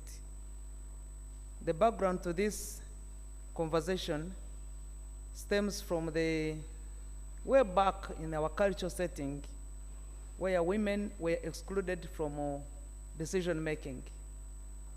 And everybody would want to know, what is this that was so secretive that women cannot participate in? And yet the woman contributes to everything else that brings the men on table. So what is this so private? First of all, equality of women and men in politics is fundamental for effective democracy and good governance. Where good governance means democracy. And when you look at a population of over 50% being excluded from decision making, where the cake is being cut, divided, and shared, then there must be something that may not be right for them. There can't be anything good without us. And even if other people would want to represent women, they would not do it as accurately as if women were there to represent themselves. So the motivation here is women have suffered from disproportionate representation decision making, and that causes what gender relations is about. So you can go Google now and find out what gender relations is about. And you will establish that gender relations is about power. And I don't know, even with the man sitting next to you, whether he would want you to share 100% equality in power. Is that fine with men? Okay, would we want to share 50% of the funds and resources we all benefit? Is that okay? If I was earning 100 million shillings and maybe my husband is earning, say, 20, 30 million shillings, would he feel very comfortable or happy if I brought my 100 million and he brings the 30 and we sit down together and we plan together on how to utilize it? By answer, show of hands, is that fine? Especially from men. How many men would want to see that happening? If a woman is earning more than you do, brings everything together and you share, is that fine? By show of hands. Okay. Now, if a woman chooses to say, let us share the powers that we have in this house, is that fine? By show of hands? Only one man out of 100 in here. Congratulations, clap for him. Only one man. Oh, there are other two gentlemen over there. Okay, the others clap for them. Now I can see another extra one person. So 2 + 1 + 1, that is 4. You can see how it is when we talk about power. And you will see many women who would want to be on this platform would be talking about the power imbalances and gender relations that have really suffocated women. But I wanted to answer actually Professor Nawangwe that if there is anything that is failing Africa to develop, it is the disproportionate relations and power and trust to women than men. So from 1962 to 1985, Uganda had only 2 women representatives in the Legislative Assembly, 2 out of 80. What were the 2 able to say about women issues? Other than showing faces if there is a picture to take, and perhaps to know, to feel a representation that women are there. 1994, I think that is when the NRM was still getting into power. There was a practice for women to participate, but it also brought in about 18%, which was out of 90, was just a total of about 25 to 30%. So that remained a practice, but not a policy. So Uganda took a bold decision in 1995 during the constitution making time. That is when there was mobilization for women, and President Museveni put a women's desk in his office. There was no Minister of Gender at that time. There was a Minister of Culture and Social Development, but nothing like gender. And later on, created a Ministry of Women in Development. A confusion later on came, and it became Ministry of Gender. Why do I call it confusion? Is because now it ceased from patronaging the women issues who were disproportionately disadvantaged to now looking at bold issues, both gender, and gender is so bold. And also, gender does not determine whether a man or woman. It is about whoever chooses to be where they are. It had also persons with disabilities, other special interest groups, as you all know them. So that failed our focus towards addressing women's issues.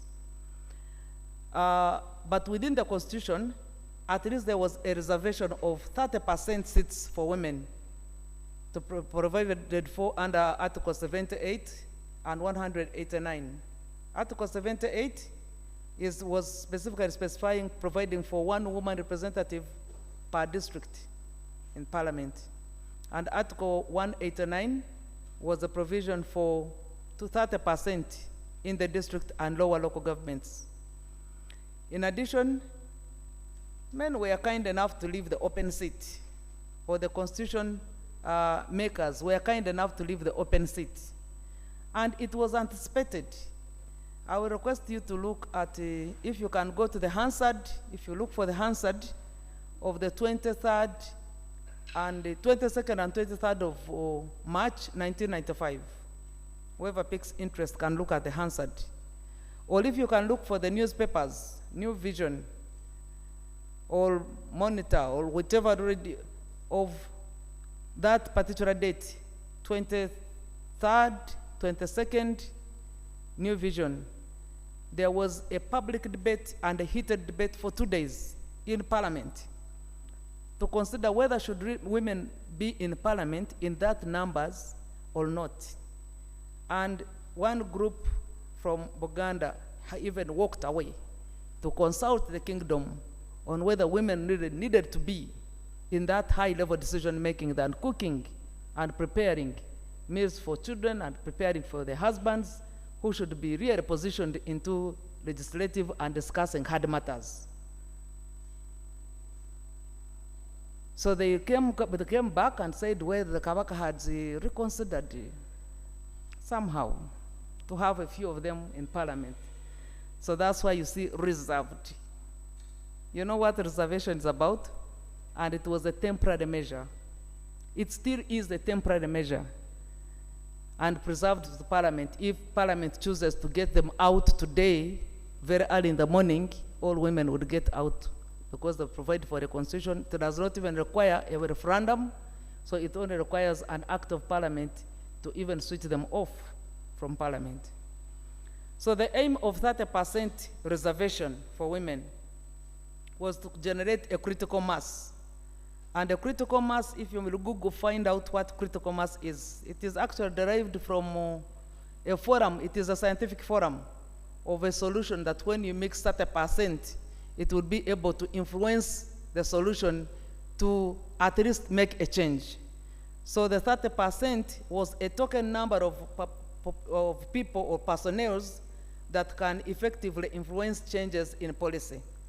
But also, it was to give women a platform, first to gain skills, because you may not be as articulate in an environment where you have never been, where you have always been nurtured to not be there, where you, so you need, and you know parliament has proceedings, and you have to proceed in an orderly way, but also in a legal order. So if you have not been there, and if you have always been socialized to stay behind and organize and prepare for the rest to enjoy, then it would have also not held a lot of meaning to have 50% of the people going to be redundant. So they had to give a platform for women, 30%, to ensure that they be able to catch up with others, also display their skills and potential in the general population, so society can buy into them and accept that women can now be able to offer themselves, so that even those who can graduate from the reserved seat at some point can be able to go to the open seat and contest as any other person and make it. So those two ways are what motivated me to analyze the society's perception about women who choose to contest on the open seat. Because you realize that the biggest number of women in the parliament, you will find many of them, many of us, me inclusive, on the reserved seat. So it was anticipated that with the reservation of 30%, maybe by 2000, the year 2000, according to ECOSOC, women would have been able to, the society would have accepted women to contest on the open seat like anybody else, would have been able to meet the 20% from the open seat with a reservation of 30%. That means 50% would be achieved normally and with ease. So as a result, there was an increase in number of women from 18% to, in 1995, to 29%, about 26% now. Although, when you look at other special interest groups and the presidency prerogative to appoint anybody who gets into parliament by default, if you came as an ex-official by appointment as a minister, by default you become a member of parliament. So with those appointments, we now look a bit fairer, about 34%, but when it is only following the law, we are 26% by the reserved seat and additional 2% by the open seat. That makes it 28%, not even 30% yet. And when you add other special interest groups, it makes about 30%. Then when you look at the presidency prerogative, that's when it rises to 34%. So I want to specifically look at the law, not the favors the president gives us, because he is a president now. How about when he is not tomorrow? And whoever comes, if he does not look at it with an in-depth thinking that women needs to balance, that means we remain at about 26%. So you can look at this table. I don't know whether it is reflected anywhere. Yes, look at the table. You look at the reserved seat in the second column where I have pointed. You will look at the number of women coming to parliament on reserved seats will be equal to the number of districts. That makes it, because of the increase of the number of districts, the number has raised from 39% to 26%. I'll give you the indicators. Of course, the total number of members of parliament is 200, and it was 208 in 1989. Now it is 552. 552, when you look at the reserved seats, which are 146, that is 36% of the total parliament. So women constitute 26% by reservation of seats. And when you look at the open seats, the number has also increased appreciatively from 0.7% in 1989 to 2.9% in 2021. How many years? From 1998 to 2021. Somebody calculated, I requested you to participate along with me. How many years? 30? 32 solid years. The increase is from 0.7% to 2.9%. 23 years. Okay, so but the practice started around 1984. So when you look at all that period, if it is a policy, would you consider that policy to be a gender-balanced policy? If the policy by increase naturally is from 0.7 to 2.9%, would you consider that as a genuine increasing policy, a gender-sensitive policy? Would you? Certainly not. So I think from the far we have moved, everybody seems to understand where we are going, and the answers will so shortly be very clear. I'm told I have 5 minutes.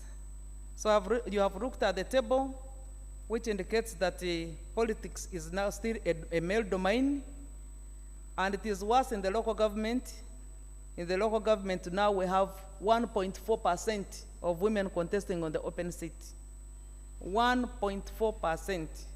So it means that women are still confined to reserved seats of only 30%. This study employed a cross-sectional research design. It used both methods, qualitative and quantitative. The study area were in Kasese, Mukono, Jinja, and Arua, and the sample size, where I had a sample of 400 respondents, which were drawn randomly. I had 16 focus group discussions, which were gender segmented, and I had the 38 members of parliament participating in this study. This was the presentation. When I went to find out perception about women contesting the open seat, are you willing to vote them? Majority of them said yes, we are willing to vote them. And from that table, you can see that the difference was not as big, although it was more women who were willing to vote women than men. But the difference is not very big. So we go to the perception. Why? Why would you think they were willing to vote women? I want to take you somewhere down here to the next, go to the next slide. That gray, orange represents women and blue represents men. Although naturally people think women should be in light colors and men should be in dark colors.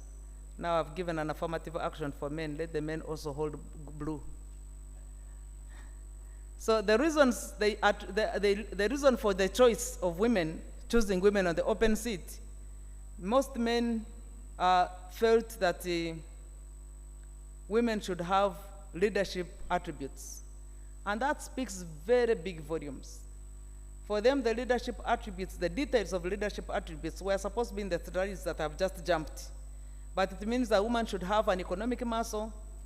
And I don't know whether women would have the same economic muscle with a man when men own all the resources. The second one is that she should be able to be articulate, stand and address people the way a man would, freely. And women needed the training, they needed the confidence, so they needed their space in which to do all these things. And that height was ranking so high, 55.9% among men. And to women who brought that idea were about 7%. The second one is that you can see women here would consider voting for a woman if she knows more of the concerns of women. And I think you get the point. Women feel a woman would represent them better, and that's why they would vote a woman, even when they choose to contest with a man on the open seat. I beg you that you give me more 3-4 minutes so that I conclude this. It is interesting, I'm sure. Is it interesting? Thank you. Thank you for mobilizing or lobbying for me, the timekeeper, to give me extra time. Then men here is on the third issue, why they think they would vote for a woman even when she chooses to compete with a man. The men raised a bigger concern that women are more transparent than themselves. In blue here, it is 17.3%, and women have 8%. And then here, women are caring. That was brought about by majority of women, that the women care. They are easy to approach. You will get to them anytime, anywhere, and raise your concerns. And majorly because you will easily find them at home. So women members of parliament, the homes are a confined, a place where everybody converges with ease, and they are expected to listen to everything that everybody raises. While some men may not be found at home. So a woman will not go to the bar to find where the man is, a male member of parliament. I'm not saying all of them are in the bars, but I'm saying they're more in public places. So in those public places, will a woman really run there? Even a man, a fellow man who has a personal concern, may not necessarily run there. If the other computer, this one has run out of, this one has completely run out of power. I can conclude with this.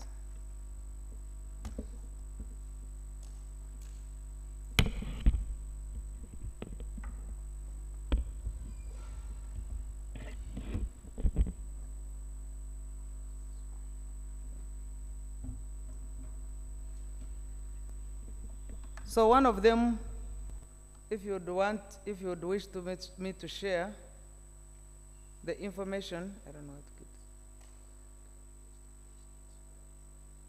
One of them disclosed that men have disturbed us so much. I got people who are now bringing the voices of the people. Why do you think so? Why do you think women should be voted more than if they contested with men? One who stated that men have disturbed us so much over land, and they have also discriminated against us over the same issue of land. In that, when your husband dies, the clan people come and want to take all your land and your property. And when you run to your fellow woman, meaning a fellow leader, a fellow woman who is in leadership, she will help and fight for you so hard. So you eventually get back your property. So one rural woman, Ginger, FGD, stated. Now, when you look at the community perception, but the actual reality now, I want to look at the data Electoral Commission has been compiling over time.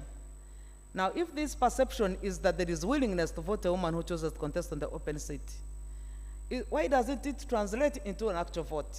Or does it really translate into an actual vote? When you look at that graph, you can see the difference. 1980, maybe look at 2001. These are the actual number of women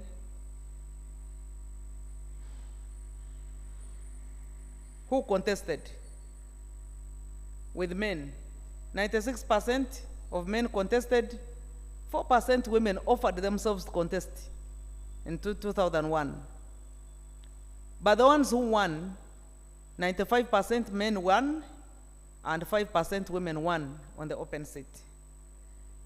In 2016, 93.6% men offered themselves to contest, and 6.4% of the women also offered themselves to contest. Those who won, men by 93.7%, more or less the exact number of those who contested, and 6.3% women won. And in 2021, 92.8% men offered to contest, 7.2% women offered to contest. And those who won were 95% men and 4.8% women. So this gives an indicator that the open seat is not open for women. Both in taking them decision to contest there and also in the number of people that win on that seat. So the gender gaps are still very glaring and very clear, and the findings contravene with the perception. The perception of the local people is willing, but the findings show something different. So the study, I will have an attachment, I have an addendum as to reasons why those who even contest, why are they not permitted or why are they not voted. Overall conclusion, the study concluded that whereas society perception has changed to accept women in politics, as reflected in the willingness to vote for a woman who chooses to contest on the open seat, the actual voting is not translated, and this has brought persistence of gender inequality. The conclusion is only one. The study recommends that Parliament of Uganda reviews Article 79 and 189 of the Constitution, which provides for reserved seats for women to cater for now 50% representation. We can't afford to continue remaining in the 30%. My now recommendation is, if you want clarity of gender balance in leadership and politics, not only in politics. I started with politics because once the indicator of politics in parliament, local government shows 50%, then even in leadership in all organizations, institutions, and work offices, related offices, 50% will be reflected because that is the highest decision-making level. So my general recommendation is outrightly give women 50% and men 50%. No one will have subjugated the powers of the other. All of us will be balancing. And that is the general conclusion. I thank you.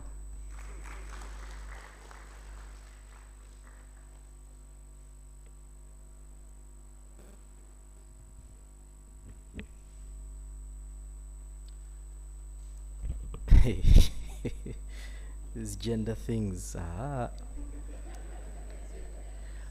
will never understand them. Thank you.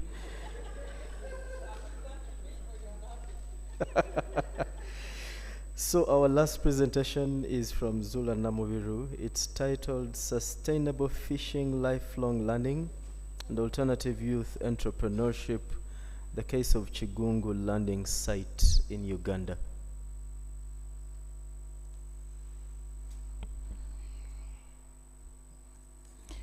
Good afternoon, everyone.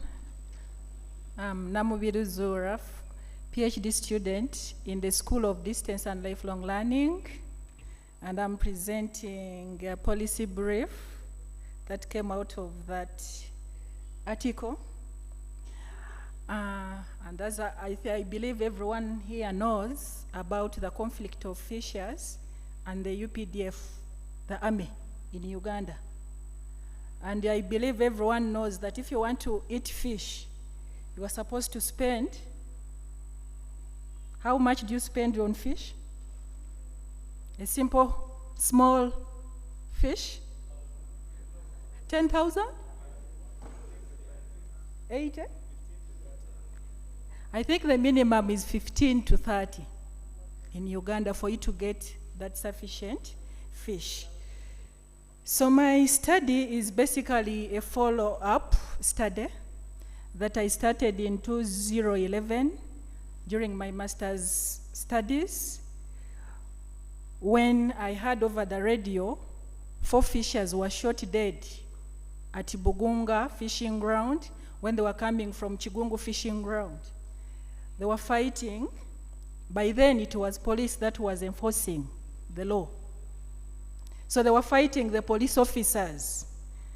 They had devised a mechanism of survival. They had gotten arrows also to defend themselves against the police, which was enforcing the law. Because initially, fishing was just very simple. And amongst the rich people, you would count on the fishers. It was just a matter of getting your wood. You prepare your boat, that simple canoe, then you get on the boat. You get on the lake and you come back with a lot of fish and you get a lot of money at that time. So it didn't require a lot of capital at that time.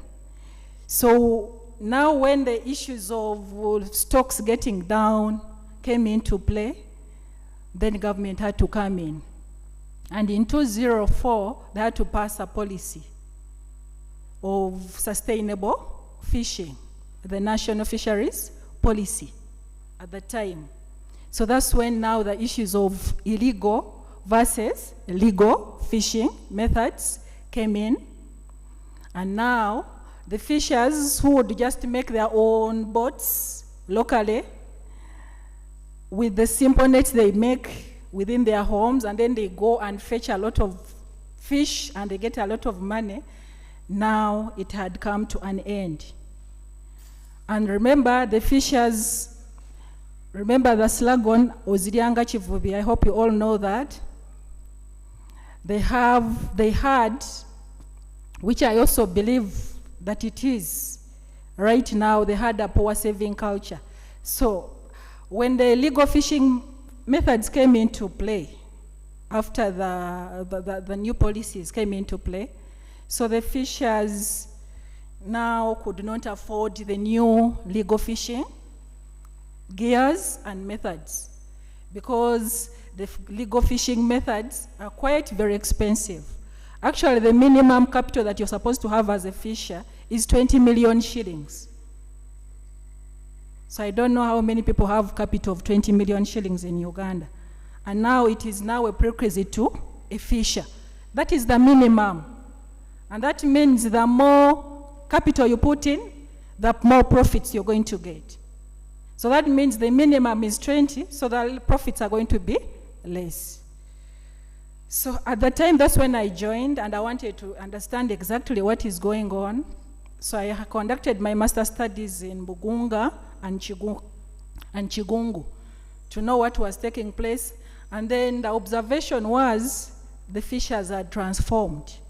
Those who could not meet the legal fishing methods, they were now being employed. The businessmen came in, and then the fishers became employed. And now the issues of how much you pay, how much, and how do I get in to be employed became an issue since then. And I looked at the educational methods. When I reached there, I realized that they had introduced now a new approach, which was called co-management system. The co-management system, it meant that the fishers are now being brought on board to sit and discuss and agree on how this resource is going to be managed. So I had to assess how this was done. What was the education that was undertaken? Ideally, for co-management, you would expect that it is a co-creation of knowledge. But at that time, I realized that there was actually no clear educational program that was there. The only small resource that they got was actually a project from a professor in UK whom I communicate with, who is also ashamed to hear that the government of Uganda used that project to implement a program or a new intervention called co-management, because it was only little resource that was meant to work for fishers in Kalangala district. So there was clearly no funds, and there was clearly no educational program that was designed for the co-management system at the time. And I realized that later on that the fishers could not survive. So most of them who would stay were either being employed or alternatively devise mechanisms of surviving on illegal fishing. So that's why I went back to study my PhD on the same, because I felt my findings were not utilized, because at the time I was there, it was the police that was enforcing the law. So this time around, they had now introduced the army. The police was no longer able to manage the situation. So the army was put into play. So that's why I went back now with the participatory action research to understand better how we can actively involve fishers into sustainable fishing. So that's why I'm presenting on this policy brief on how to achieve active participation of fishers in reduction of illegal fishing. And being a participatory action research, that means we have worked together. So the fishers have also worked as co-researchers in this study, as well as the sample for learning. So they have been co-researchers in this study at the same time, lifelong learners. So there is action that has been taken. And one of the objectives that the study undertook, the entire PhD study, was on assessing their knowledge, attitudes, and practices, which I had done before, but knowledge is relative. So this time around, I had to go and assess exactly what is the issue. Do they know even the illegal fishing methods? And that time, they knew them, and they were actually using them. Even this time, they know them, and they are actually using them. So there's no way you'll say that they don't know them. And in this study, we have discovered that it is mainly the young fishers who are involved in illegal fishing, possibly because the young fishers are using the nets. I think what we are seeing there, those are called long lines. Many hooks put together. For them, they're a bit cheaper than the other nets. So young fishers are using the long lines because they are relatively cheaper. But they are the ones who are mainly involved in illegal fishing. So you can see that is an illegal fishing gear that has been, because we've been open to each other since it has been a participatory action research, we wanted to, and we designed this proposal or PhD together with them. So they have been open. That is information that has been availed freely of charge, because they have shared and they have confided in me how they survive on legal fishing methods, because the situations cannot allow, as I will share. So as I've said, the practice is actually continuing, and that Uganda is basically losing a lot of money from the foreign export. So initially, Uganda fish was actually the second export that we had. Apparently, it is the fourth. And initially, it was actually contributing to the national GDP of around 13.5. But since then, it has stagnated for over 15 years, and it is there. So there are many interventions that have been introduced by the Ministry of Agriculture, Animal Industry and Fisheries. And probably at the end of the day, those interventions that have been introduced, young fishers are finding themselves being excluded from this fishing industry, basically because of the brutality. You know, the army, how they handle them.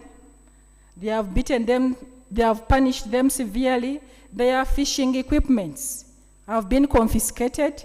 At the same time, they are being confiscated and at the same time being used by the same people who have confiscated them. So at the end of the day, in the beginning, when they introduced the army, there was some bit of increment in the fish stocks in 2018, because some of them dropped out because they could not cope up with the situation. But apparently, the study by the Research Institute in Fisheries actually says that the societal cost of the loss of lives that have actually been lost during this the UPDF or the Fisheries Protectionary Unit, and then the jobs that have been lost, especially by the young people. Remember, these are young people who have been introduced to fishing as young as 6 years by their parents. So which means they never consented to be fishers in this context. So it cannot be justified to the fish stocks that are actually at present in the presence of the fisheries, the FPU, which is the army. So like I said, the participatory action research is the one that we used. We have used it as a longitudinal study on 30 fishers with their local leaders. And the photo there you can see, it is a photo that shows what the fishers want to see. The kind of future they want. That picture shows it all, only that it is not very clear for those who are very far. The homesteads, unlike what they are right now.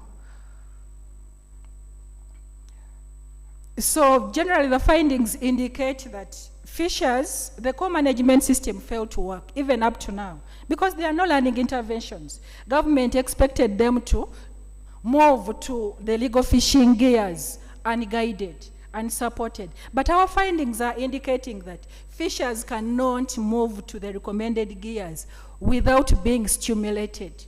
They need to be stimulated, which is actually lacking. So we realized in this study that they were able to actively work towards this study, because we have even engaged with them, the National Planning Authority, and they are also at par with what fishers are saying. And then sharing of these brutal experiences, because these brutal experiences actually turned them to lack hope, to lose hope in everything. They feel government wanted to make them poor and enrich the Fisheries Protection Unit. So those are some of the experiences or some of the knowledge that we say, much as we say that in adult learning, adults have experiences, but some of them are blocked to learning. So the study actually realized that fishers they're actually preoccupied with a lot of hopelessness. That has affected their active participation into reduction of illegal fishing. So instead what they are doing, they are surviving on illegal fishing at all costs, even with the presence of what? The army, the Fisheries Protection Unit. So they are doing it in hiding. Some of which I could share, and you would even wonder. For instance, you would see someone carrying a coffin, and you think it is a dead body. Haven't you seen coffins? So there is a lot that is going on. There is a lot of manipulation with the employment system, because they are now being employed.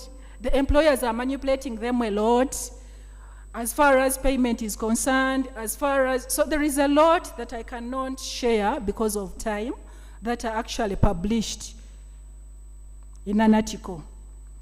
So the policy recommendation is that fishers' outcry, especially the young ones, remember they are joining fishing without consent. So they should seriously be acknowledged that this is their livelihood, because it has made them to be hopeless, to feel really hopeless. And the stakeholders are claiming that fishers are the ones, because of their poor behaviors, poor health lifestyles, they are complicated. That's why they are also not getting stakeholders to help them. But then that is their orientation, their socialization. That's how they have been socialized by their parents who are fishers in the fishing communities. So we believe and we've seen that it is now beyond extension. It is beyond extension, because they know the illegal fishing methods and the legal fishing method, and they are using them. So that is the first recommendation. Then the second is to enable them identify their needs and livelihood opportunities within these learning engagements, the group learning engagements, because government expected them to move to the recommended fishing equipments unguided. But for us, we've realized in this study that when you put them in a group, they learn from each other, and there is a way they stimulate their self-direction towards sustainable fishing. So the method or the approach that we are recommending in this policy is the lifelong learning approach. Because with the lifelong learning, it is life-wide and life-deep, whereby it will enable them, the learning will enable them even the formal setting of learning. The Vice Chancellor was talking about education as a key to success. These are people who have not gone through the formal education. So in our study, we're assessing the education, those who are learning rich and those who are learning poor. Fishers are in the learning poor category. So all their socialization, all whatever they are doing, whatever kind of complexity they are bringing in is because of their socialization, their learnings informally from their environments, from their parents, among others. And then we're also advocating for integral approach because Ministry of Gender had not been involved. So when we involved them in this participatory action research, they were able to realize some of these issues that we're trying to put across. And for us, we recommend or we suggest that they should actually be brought on board so that they can work with the fishers, because this is now beyond extension. It is a behavioral issue. And it was not consented for. They were born fishers. They were oriented fishers by their parents. And we believe with this lifelong learning approach, probably that generation can be, that kind of aspect can be cut for the next generation, so that probably we have fishers who are learned. Probably we can even have fishers who can learn formally up to the university and they do PhD, or non-formally and they are actually enabled in their livelihoods, and any other interventions that are being provided in other natural resources, which are not catered for in the fisheries sector. And lastly, we are advocating for action research. That, as I said, that they need to be enabled to realize their needs. Right now, if you go with any intervention to the fishers, according to our observation, they will not come. They will not participate, much as Zura said that they are badly off today. So then we need an action research to be taken so that we are actually addressing what is needed at a particular context with the fishers. Thank you so much. Because of time, I think I cannot finish everything.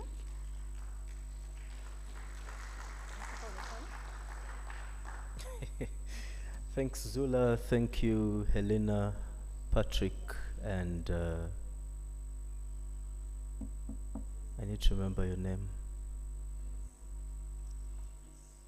No, the piece is not here.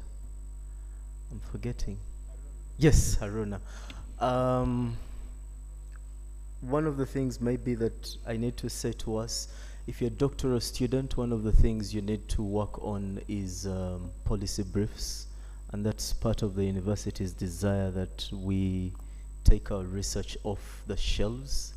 And so this is good to see that it's happening here. And we look forward to amazing stuff, especially policy recommendations coming from Makerere University. I forgot to tell the minister that blue is actually not affirmation for men, because our color is actually blue.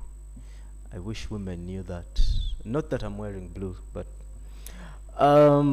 if we have any questions, I'll give chance to one question for each of the presenters, and then we should be able to move out to lunch. However, I'll ask Haruna, should nursing training, no, someone else can ask him after, so don't worry. Should nursing training schools be degree awarding institutions? Does this not in a way negate different pathways in our education cycle? And how does it also remove the issue? No, this was for Patrick, yes. Should nursing training schools be degree awarding institutions? Does this not negate different pathways in our education cycle?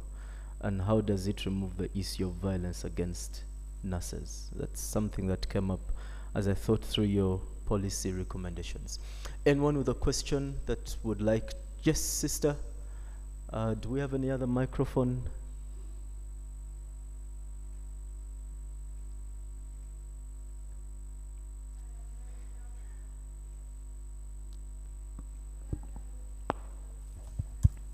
There are people online, so they need to hear what you're asking. Yeah.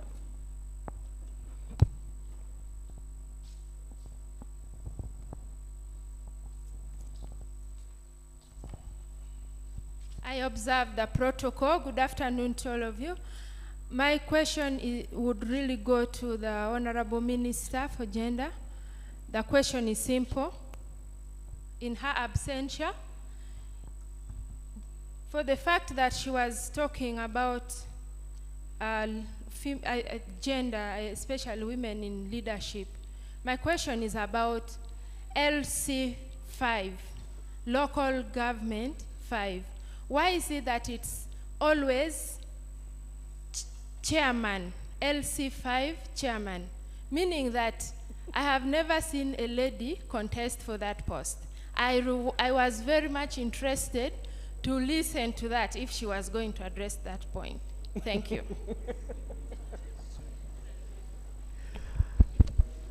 There is where I need to be directed, where I take the microphone. Yes, there's a gentleman there. Name, question. Yeah, thank you. I have a question for the presentation on nursing. Did you consider other? Okay, one of your arguments was that these people are disenfranchised, like maybe doctors are given more senior positions and they're always followers, not the leaders. So have you considered those other professions like lab, radiology, dentistry that are also followers? Do those have the same level of challenges like nurses? Then the last question, sorry, also to the minister. So we see one question, please. Thank you. Thank you. Yes, sir. There's a gentleman here.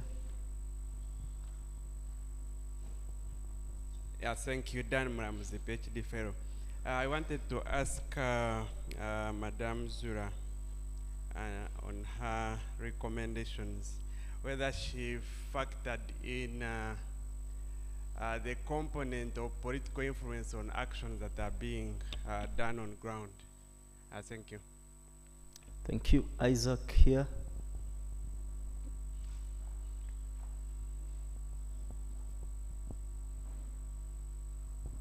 Thank you so much. All protocol observed. My question goes to Aruna. You studied a very interesting population, the adults, and your findings were very striking, that the patients you found who had DM and periodontal diseases had a normal weight by BMI, and these were poor. So it puzzled me. What could be causing their problems? And education was emphasized. I wanted you to comment, is it diet? What is behind this? Because this is a very striking anomaly in your finding.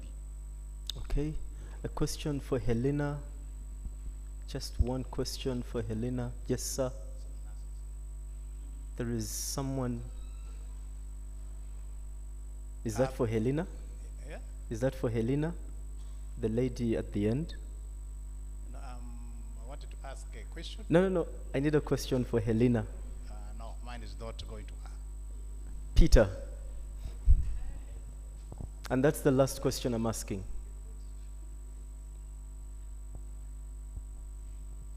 Oh, okay.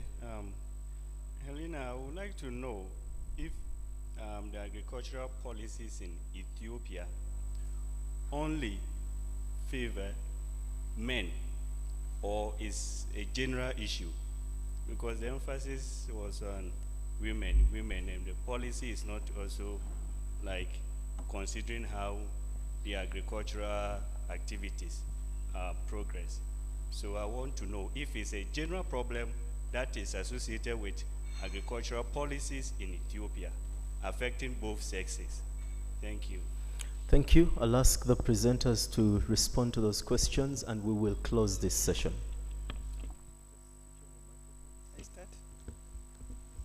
Thank you, Isaac, for the question. The question was about BMI is a measure of how fat or how thin the patient is.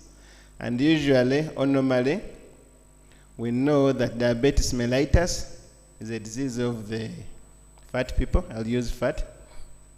And also, it's a disease of the well-off. But from our findings, we realize many of the participants were poor. And usually, it's the disease of the guys who have gone to school.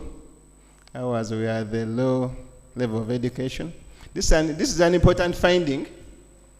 Number one, the new studies advocate for the use of weight. I mean, weight circumference as a measure of BMI, I mean as a measure of obesity, not body mass index. Otherwise, you might find a person who is tall and fat, and you think they are what? They are overweight, yet they are normal. So probably that is one of the explanations. But also, the trend in DM is changing. In the developed world, DM is a disease of the well-off. But our observations in our settings, I hope all of you have members in your families who have DM. Look at those members. Those are people who are usually people who are not who are not so well off. So probably one of the policy recommendations would be that we should start targeting. We should start screening even the people who don't look to be what? Who don't look to be fat. Otherwise, you might be managing the wrong population. And maybe that's why some of the treatment outcomes are not working. You find this guy, the guy is already thin, and you are telling him to do exercise to reduce weight. I hope I have answered your question. Thank you.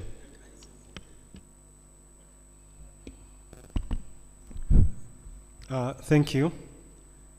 One of the questions is focused on whether nursing school, training schools should turn into degree awarding institutions. I have already pointed out that if you look at the healthcare professional hierarchy, you'll find out that nurses are the majority, but also they are perceived to not have the least qualifications in terms of their training. And therefore, if we were to uplift the appreciation of their services, it is why I'm proposing that recommendation, that let the minimum qualification be at least at a degree. Now, this does not transit that every training school will be awarding a degree. No. The nursing, the nursing fraternity is run under a directorate under the Ministry of Health. And therefore, the Ministry of Health can chart out a way where they can organize and see how suitable these nurses, those who are simply new entrants and those who are upgrading, can attain degrees. And this model is already being undertaken with the teachers. As we talk now, all teachers, for them to be appreciated, are going to be at a level of a degree. So that this difference of, so you know that it is a primary teacher, but with a degree. So I think this will elevate the status of nurses, but not necessarily that every training school of nursing will be a degree awarding institution. Secondly, I've been asked, I'm talking about the hierarchy of nurses. What about other healthcare workers? If you go into the hospital setting and also look at the hierarchies, how they have been laid out. Professionally, whether there is a healthcare worker who is working as in the lab, that person working in the lab is going to be more valued than a nurse who is the frontline personnel.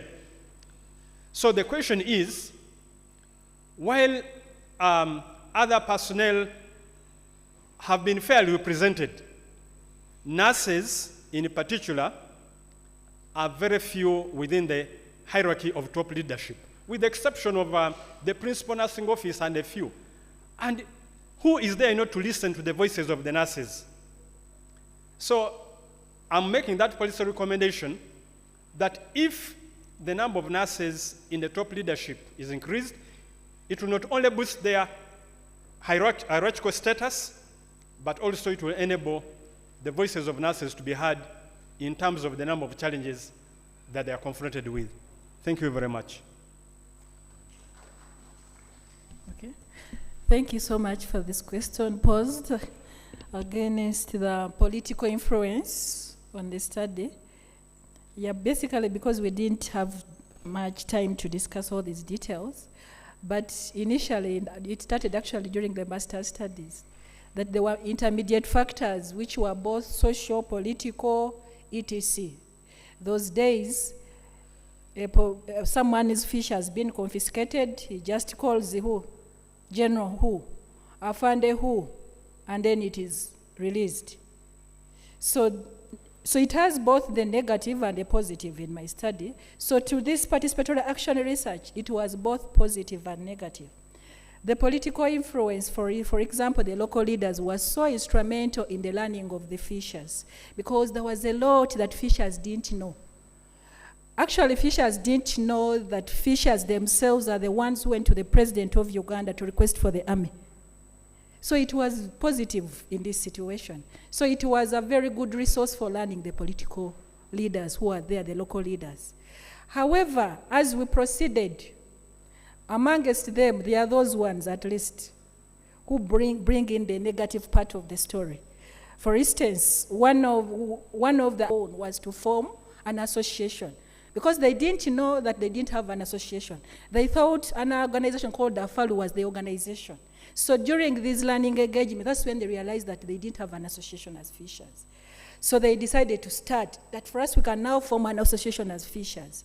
But in the process, because we wanted to assess what they can do on their own, we left them to start working out with their local leaders. So one of the local leaders manipulated them because they don't know how to read and what? Write. And even they don't know the formalities, how to form an association. They even don't know all those things that for us we know. Who are the learning rich, the side who have been exposed to the formal schooling settings. So they were manipulated by that one local leader. He took them into doing things, corruptions, he wanted to get money. But eventually, we managed to get rid of that political leader, slowly, in a very amicable way. So that influence is very big. It has been very big, great in the fisheries sector. So we acknowledge that, but when through lifelong learning, all those come out. And we positively see it, including the fishers. Because my worry was then, or at that time when that political leader, because he was of influence to the fishers. So we were worried, how are we going to now bring this out? How shall we make them, how shall we ensure that they get to know that this political leader has been misleading them? Because for them, they thought it is the truth. What he's doing is the truth. So it is there, and it is very big. The political influence of actually stating everything towards, because they attributed bringing the army, the president brought the army because he wanted to enrich the army and make the fishers poor. That's an influence, and it is a perception which actually bases on what they have gone through probably, which probably then can help to enhance and improve slowly through lifelong learning. Thank you.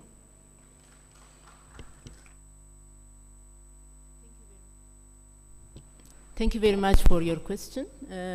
Yes, women's issues are missing out from the agricultural policy of Ethiopia. That has been seen over time. One of my research participants really bring it out by explaining when extension services comes to their homestead, because in Ethiopia, the agricultural extension service goes home to home and they deliver services to the household. So when they don't find their husband, they will not really impart or share the information they brought for them. So they will go away to come back next time. So women's issues are really missing from the agricultural policy, because agricultural policy is reflected from top level to the extension services. So that's how it is, and it needs really attention. Thank you. Thank you so much, and thank you all for being here. Thanks to the presenters and for your questions and participation and for listening. And let's do this again after lunch. Lunch is served in the foyer. Do have a good afternoon.